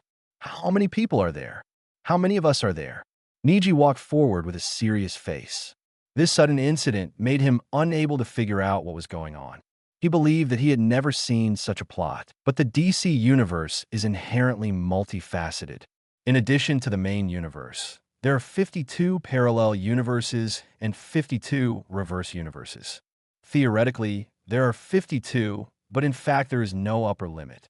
Director, what's the current situation? Niji walked over, said hello to Director Wei Fei, and looked at Nigma, who was sitting in the car and waving to him. The situation is not good, but support will be here soon. You, Wei Fei said with a little lack of confidence. Originally, he wanted Niji to lead the team to take charge of the situation at the scene. He knew that his police station was a bunch of losers when it came to such a crisis, and there was no one who could shoulder the responsibility. However, seeing Miaomu's young face, Wei Fei hesitated again. If Miaomu was asked to take charge, he would take care of it. Has he, the director, also reached his end? It's okay, just surround this place. Wei Fei waved his hand. He didn't want to take risks. This young man was too ambitious. It had only been a few days since he was promoted from a trainee police officer. Has it been a month? You have already jumped to senior detective, and the next step is sergeant, captain, deputy director, and director. Seeing his hesitant look, Niji frowned and walked away, while Jerry stood guard with a shotgun. The director didn't say anything, right? Nigma lowered the car window and threw a remote headset to Niji. It also had a small antenna on it that could be clipped to the ear. What's going on here? I haven't figured it out yet on the way. Shouldn't Red Hood know? One be in Blackgate Prison. Niji took the remote headset and clamped it to his ears, then put on his police hat and lowered it so that it couldn't be seen at all at night. I don't know, but I did find out a little bit about the werewolf. Look at this. Nigma sat in the car and took out an evidence bag from his pocket, which contained a brown glass bottle fragment. What is this? Niji asked. I don't know, but it has something to do with the werewolf. I just found out that Arkham Asylum admitted a new patient today. After someone escaped from prison, Arkham Asylum was blocked. I screened the directory and found that 6 were missing. Personal. Niji smiled. Who is it? It's not clear, but the person who sent him here is one of Maroni's men. I checked along this line. I still have no clue. That's right. Nigma suddenly stopped typing on the keyboard, turned to look at Niji, and grinned. What do you think of Deputy Director Leto? Leto? Leto Granger? That guy is pretty good, he's quite humane, and he's a senior college student. Niji nodded and said, the Deputy Director is different from gangsters like them. He is an elite from Gotham University. I think he can do it, but what are you going to do? Should you wait here for support, or take action on your own? Nigma asked cautiously, his eyes under the black half-rimmed glasses very sharp. As a strategist, his responsibility is to do his best to provide other assistance after Niji makes his choice. Batman is already in. Niji was chewing a cigarette and thinking. This had become his habit. He felt uncomfortable if he didn't bite something in his mouth. We're already inside. The gunshots just now were particularly intense. Let's go in too. Do you have a specific plan? Niji said without hesitation. If there's a chance, you have to fight for it. Waiting for others to come to support. Niji wants to take the opportunity to make his name in the Arkham Police Department. It is not a good thing to fight alone. I knew you would say that. Nigma pushed up his glasses and threw a modified mobile phone to Niji. I asked Otis to find some rats and tie cameras to them. These are your eyes. Otis is gathering a tide of rats and can drown them all in one breath. When he said this, Nigma's eyes narrowed. At first, he didn't expect that Niji had such a capable person. That's enough. Just watch my performance for the rest. Niji put away the phone with a proud look on his face, then thought of something and gave Nigma the iron fiststone monkey statue tied to his waist. Hold some for me first and store it away. What's this? Good stuff. FK. As soon as Meowji threw the iron fiststone monkey into the car, he saw gunfire coming from the distance, flickering in the darkness. What followed immediately was the sound of fierce gunfire, which was as continuous as heavy rain hitting the iron sheet. The windshield in front of the police car was shattered by bullets. Nigma in the car quickly lay down, and the bullets entered from the front of the car and hit the rear glass of the car. I could only feel the bullets whizzing past my head. The seedlings outside even turned over and jumped up like plucking onions, escaping the first shot. The place where he was standing just now was heavily hit by bullets, and there were at least a dozen bullet holes left on the front door of the car. "Get down! Help!" Several police officers around him screamed, and Chief Wei Fei was so frightened that he fell to the ground. The bullets fell on the ground and sparked when they collided on the gravel. This place instantly becomes a battlefield of life and death, and no one knows whether the next bullet will take away their life. Jerry hid behind the car, took a shotgun, and fired in front of him. But the range of the shotgun was not long distance, and only the dull sound of the gunshot echoed around him. Beat! Sergeant Mays, who was hiding behind the car, took out his pistol and opened fire in that direction, and several other police officers also opened fire in that direction. For a moment, there was gunfire and bullets flew everywhere. In order to surround the slums here, 30 police officers from the Arkham Police Department were divided into 4 groups and set up defenses at key intersections. Now it seems that it is a complete failure. Damn it. This firepower escaped from a lunatic asylum? It came back from the battlefield in Afghanistan, right? Niji hid behind the car, complained angrily, took out his Glock 17, pointed at the side where the gunshots were ringing fiercely, and pulled the trigger. "If you have the guts, come on."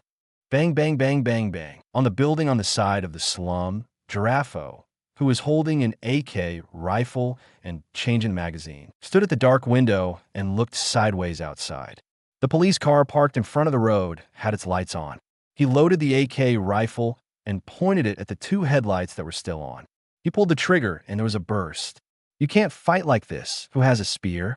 Niji shouted to his side while changing the magazine. "The enemy is in the dark. They're in the open. There is no equality at all, and the firepower here is too poor. Damn Wei Fei." Niji cursed secretly in his heart again, turned to look at the place where the other party fired, and observed quietly. The opponent was professional, had crossfire, and had hidden sentries. They treated this place completely like a battlefield. If there's an escaped prisoner on the opposite side, Niji dares to cut off his head, which is no better than the regular army. A spherical object was thrown over from upstairs. Seeing the spherical object, Niji quickly stood up and grabbed Deputy Director Leto, who was hiding behind the car with him. The two ran to the side, and the spherical thing fell to the ground. The flames of the explosion suddenly lit up. The police car was directly overturned by the impact of the explosion and caused a fatal explosion. There was a loud explosion, and orange-yellow flames immediately surrounded the police car and illuminated the surrounding area. The police car's frame, twisted by the explosion, lay in the fire like a burning black skeleton, with billowing smoke and flames rising straight into the sky. "FK, we can't sit still and wait for death." Niji quickly got up, dragged Sergeant Mays, who was knocked out by the explosion, and ran away. "Edward, are you still alive?" Jerry took advantage of the explosion, quickly opened one side of the car door, and forcibly pulled out Nigma, who was lying in the car. "Where is Niji? Is Niji okay?" Nigma was holding the computer and the package Niji had just given him in his arms, shouting with worry on his face. "It's okay, Mumu, retreat. Let's go first." Without any hesitation, Jerry dragged Nigma and ran away. Staying in this place for a second would increase the risk. "Wait, let me contact Niji." Nigma was trembling with fear, but he was still as stubborn as a cow. Jerry directly picked him up and ran to the side. He knew how important Nigma was, and the top priority in a place like this was to save his life first. And when leaving, he saw the seedlings dragging Ma ease away under the fire of the explosion, so he felt relieved. On the other side, Niji threw Mais to the ground and found 2 magazines and a Greta F9 pistol from his body, which he casually inserted into his belt. Niji turned to look at that building. It was so stupid. With a fierce look in his eyes, Niji bent over and ran over there under the cover of the night and the explosion just now. You have to treat those bastards to 2 peanuts. It's so outrageous. Outside Arkham District, the police car that came to support looked at the place where the explosion had just occurred, and they did not dare to delay any longer and accelerated quickly. Before the car could stop, it was hit by a sniper from the commanding heights of the slum. The driver of a police car was hit in the head by a bullet, and red and white blood splattered everywhere. The steering wheel turned sharply, and the police car drove directly into the sewage ditch on the side. The screams of the police in the car could not be heard. "Sniper, where are the special forces? Get ready." Bullock, who rushed over from the Gotham Police Department, hurriedly stopped the car, opened the door, and rolled out. He was very embarrassed by doing such a difficult action with his fat belly. But he did it, and it was extremely standard. When people encounter life-threatening situations, their potential is unlimited. At least the cold sweat on his body made him very sober.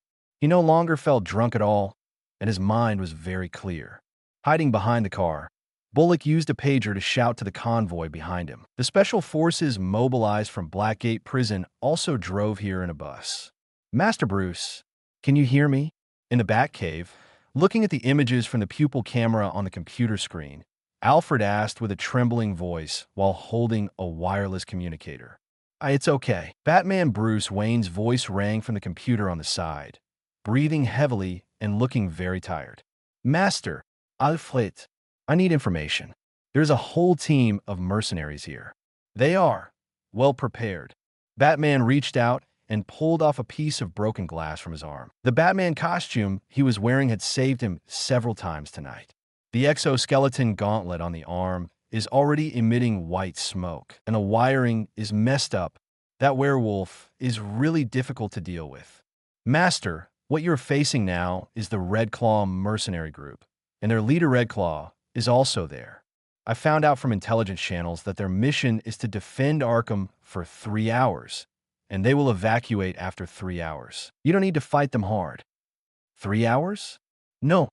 Batman immediately felt that something was wrong. The Arkham area was just a bait.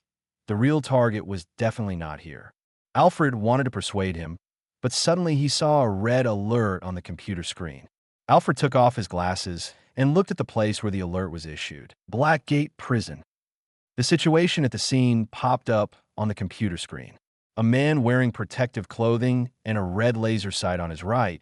I was running rampant in Blackgate Prison as if he was in an uninhabited land. Alfred raised his hand and clicked on the computer, and the person's information popped up on the screen. Deadshot, Floyd Lawton Jr., occupation, mercenary, killer, versatile firearms, famous sharpshooter in the industry. Alfred continued to search and found that the Wayne Group's database was hundreds of times stronger than the Gotham Police Department's, and he found it immediately. More than a month ago in Metropolis, there was a duel between Deadshot and Superman. Deadshot was seriously injured and escaped, but was caught and imprisoned by Superman. I just escaped from it a few days ago. Chapter 39 Region, Blackgate Prison? What are they doing in Blackgate Prison? Batman asked as he ran wildly through the messy slums, with several figures chasing after him. Click, click, click. The rapid-fire bullets from submachine guns swept around, and some gang members with machetes screamed in fright of the bullets. "Where do you want to run?" A fierce female voice sounded. After hearing the voice, Batman stopped and quickly dodged sideways. The wooden wall in front of him was suddenly sieved by bullets. Batman pulled a smoke bomb from his waist and threw on the ground. At the same time, he jumped up, reached out to grab the wooden beams on the ceiling, and relied on his strong physical strength to kick the roof off and roll over. On the road below, a woman wearing a red combat uniform with her bare right arm, holding an MP7 submachine gun, quickly loaded the magazine and chased Batman. While running on it, Batman recorded the woman's figure through the pupil camera in his eye. In the Batcave, Alfred used the computer to find out the information about this woman, the leader of the Red Claw mercenary group, Red Claw. The specific information is unknown. Although it is called a mercenary, there is a terrorist organization behind it. There was no road ahead. Batman jumped off the roof. The black cape behind him had turned into rags as soon as he landed. Red Claw, who was chasing after him, had a smile on his face. A blade popped out of the tactical boots on his feet, and he kicked towards Batman, who raised his hand to block. The blade on the tactical boots collided with the upgraded ejection-type armor blade on Batman's arm, causing a spark to fly. The two attacked each other several times within a few seconds. In the darkness, only their agile movements and the sparks from the metal collision could be seen. After a few fights, Batman's expression changed under his mask. This move was somewhat familiar. Although he had traveled to various countries and learned hundreds of martial arts, this familiar fighting method. There is only one place, but that place. There was another collision. Batman's gauntlet hit Red Claw's knee pads, and his arm suddenly stretched out and punched Red Claw's cheek. Red Claw was caught off guard by this punch. He immediately distanced himself and wanted to attack again, but Batman threw 3 batarangs in a flash. Whoosh, whoosh, whoosh. Hearing the sound of bat darts disappearing in the darkness, Red Claw smiled contemptuously, reached out and quickly grabbed 2 darts and kicked the other dart away. There's just a... Before Red Claw could shout out her triumphant voice, the dart in her hand exploded with a tick sound. The explosion was not very violent, but had the effect of a shock bomb. At that moment, Red Claw was so dizzy by the explosion of the batarang that he could no longer stand still and almost lost consciousness. Who asked her to hold this special dart in her hand? After experiencing Niji grabbing the dart with his bare hands last time, Batman learned his lesson and specially prepared an anti-Sapiji dart. Unexpectedly, in this kind of scene, the effect is particularly good. Batman stepped forward step by step, his eyes fixed on Red Claw's exposed shoulder, where there was a red paw print tattoo. What does the League of Assassins have to do with you?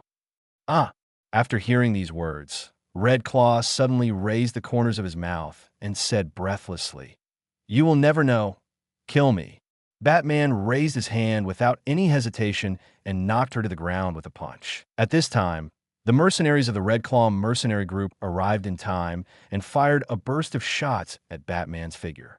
Batman habitually flicked the tattered cape behind him, grabbed the Red Claw, and crashed into the dilapidated house on the side. At the same time, on the outskirts of the slum, Niji, who was bending over with a gun, nervously walked around to the back of a dilapidated 2-story building.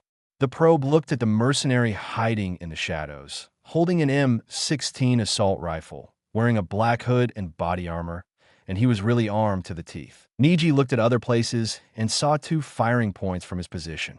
There were not many mercenaries here. Slightly moving forward, Niji held a gun in both hands and pointed it at the figure in front of him. This situation was a bit complicated. Should he shoot directly? Or control him and ask about the situation? Niji quietly approached, and when the distance between the 2 sides was less than 2 meters, the mercenary seemed to feel something. Anyone who has been in the battlefield of life and death has a special 6th sense. That feeling is called intuition. He turned around and shot based on his instinct, but he was too slow. The moment he moved, Niji pulled the trigger. The muzzle of the gun shook and the bullet came out of the chamber. Firelight and gunshots flashed past in the darkness, and the mercenary's head shook around his neck and hit the ground as if he had been hit by something.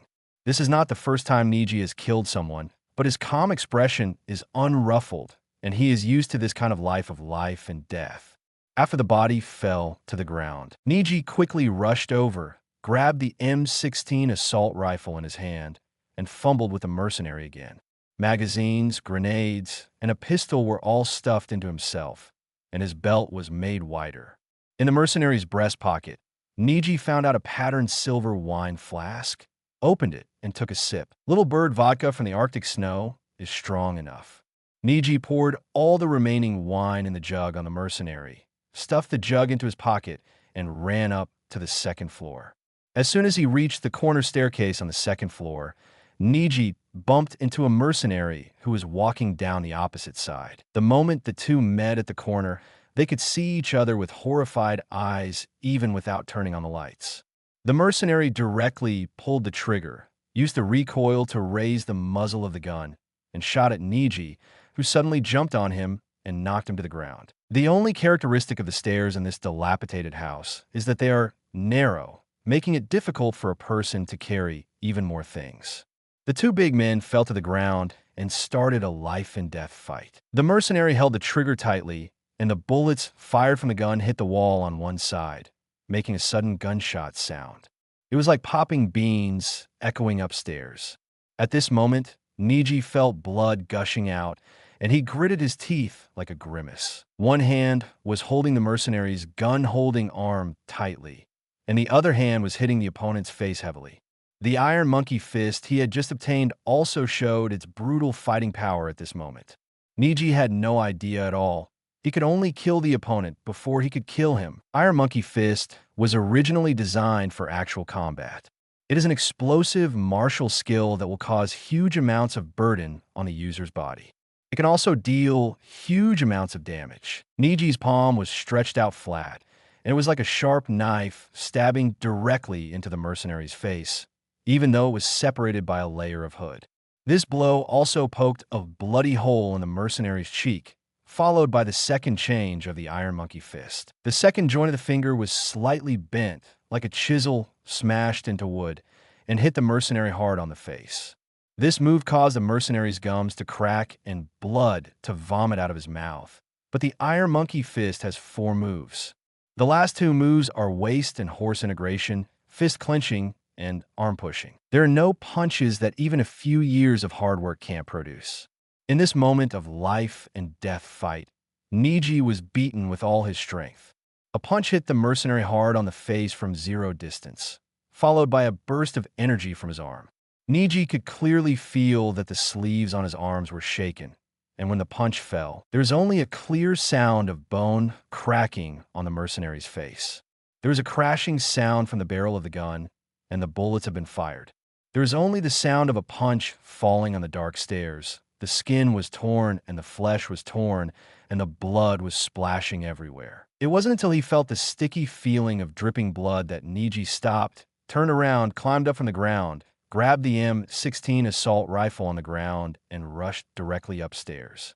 Opposite this building, just a street away, a mercenary's figure lit up in the window. Niji picked up the assault rifle in his hand. There was a single-chip magnifier on the gun, and the small red dot on it was locked at the opposite window. The trigger was pulled, and a 3-shot burst was fired. The window on the opposite side suddenly misfired, and Niji quickly ran towards the other side with the gun in his hand.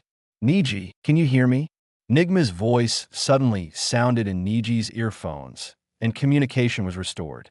But at this moment, Niji's eyes were wide open. His spirit was as tense as a tightrope, and he was not in the mood to talk anymore. The people upstairs on the opposite side noticed that someone had invaded, and 2 infrared light spots shone over from there.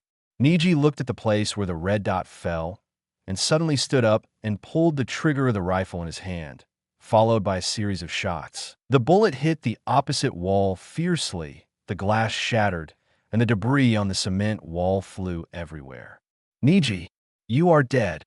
Giraffe stared. The AK rifle in his hand was equipped with a grenade launcher, and he raised his hand to face the window over there. Just when he was calculating the distance of the grenade, a big gray rat jumped up, landed on his shoulder, opened its mouth, and bit his face.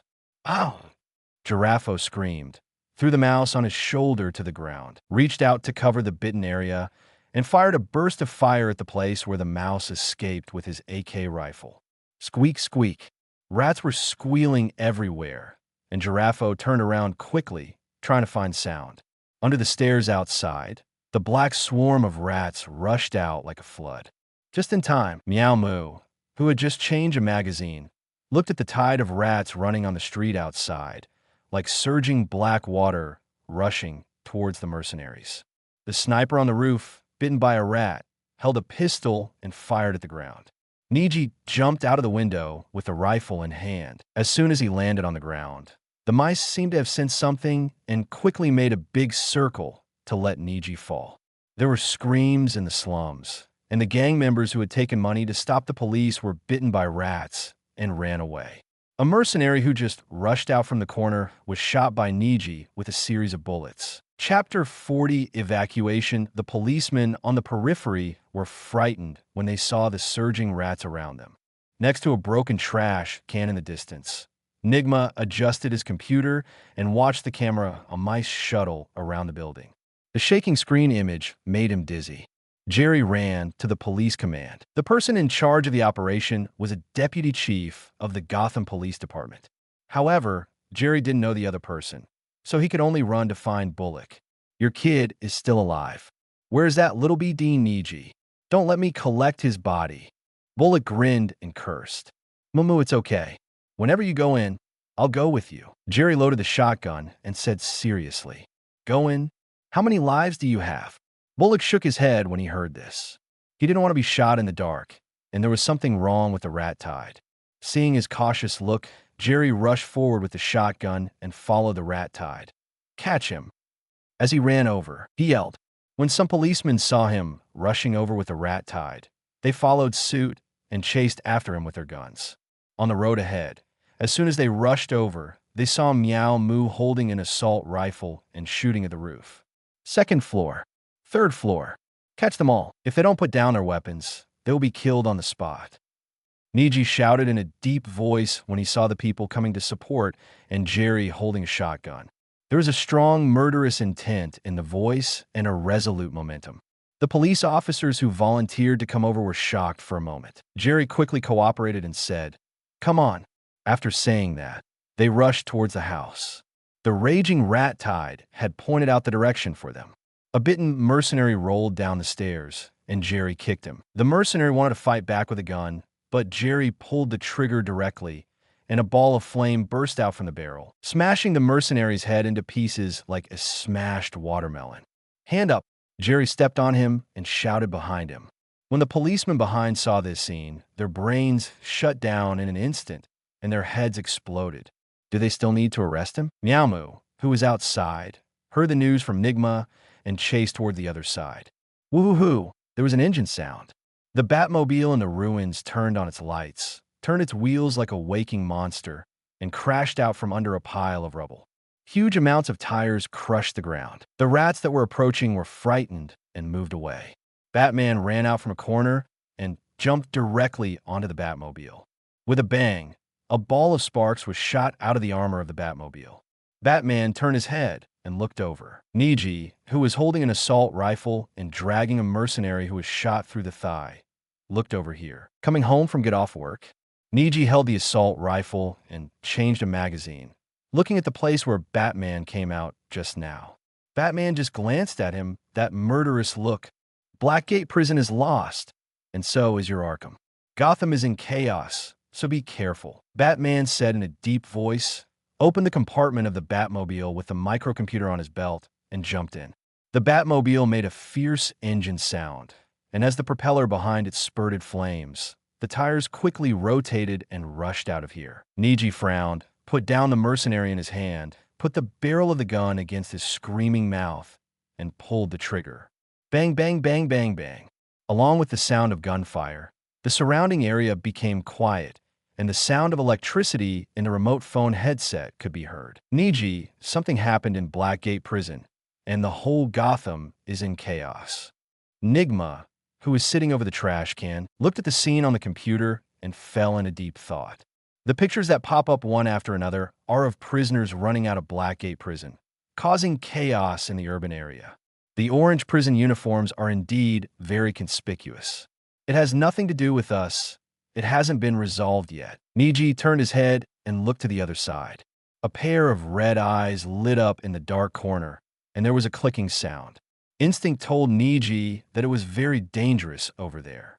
To be honest, Batman, the vigilante, is really responsible, but catching the criminal and letting the prisoner escape is a failure of our police officers. I don't want to be called a waste. Niji walked over with the assault rifle, took out the tactical flashlight from his pocket, and shone a white beam of light. It was a wolf-like monster tied to a concrete pillar by a black rope with several anesthetic injection-like things inserted into its face. But its size seemed to have become much smaller. So the rope was loosened a little before we could struggle. Hello. Hello. Do you understand human language?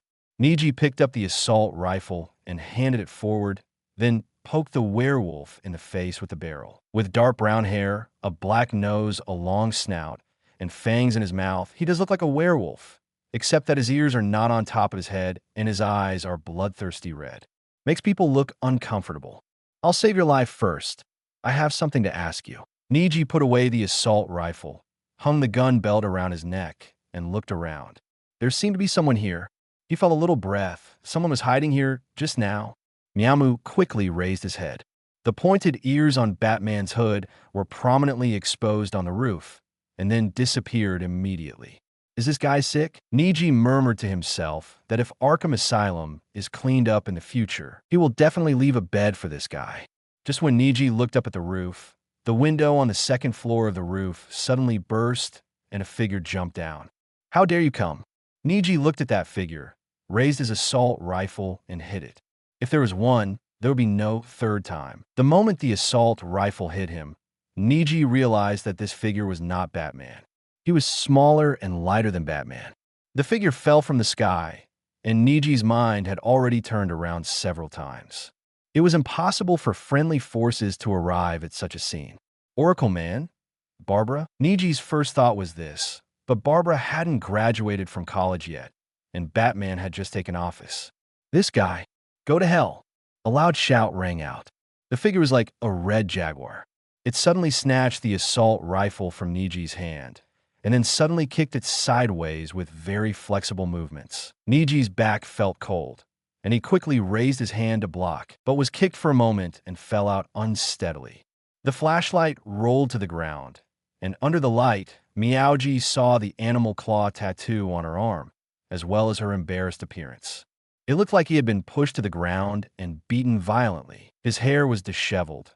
There were broken wounds on his face, blood stains on the corners of his mouth, and a black handcuff on his left wrist.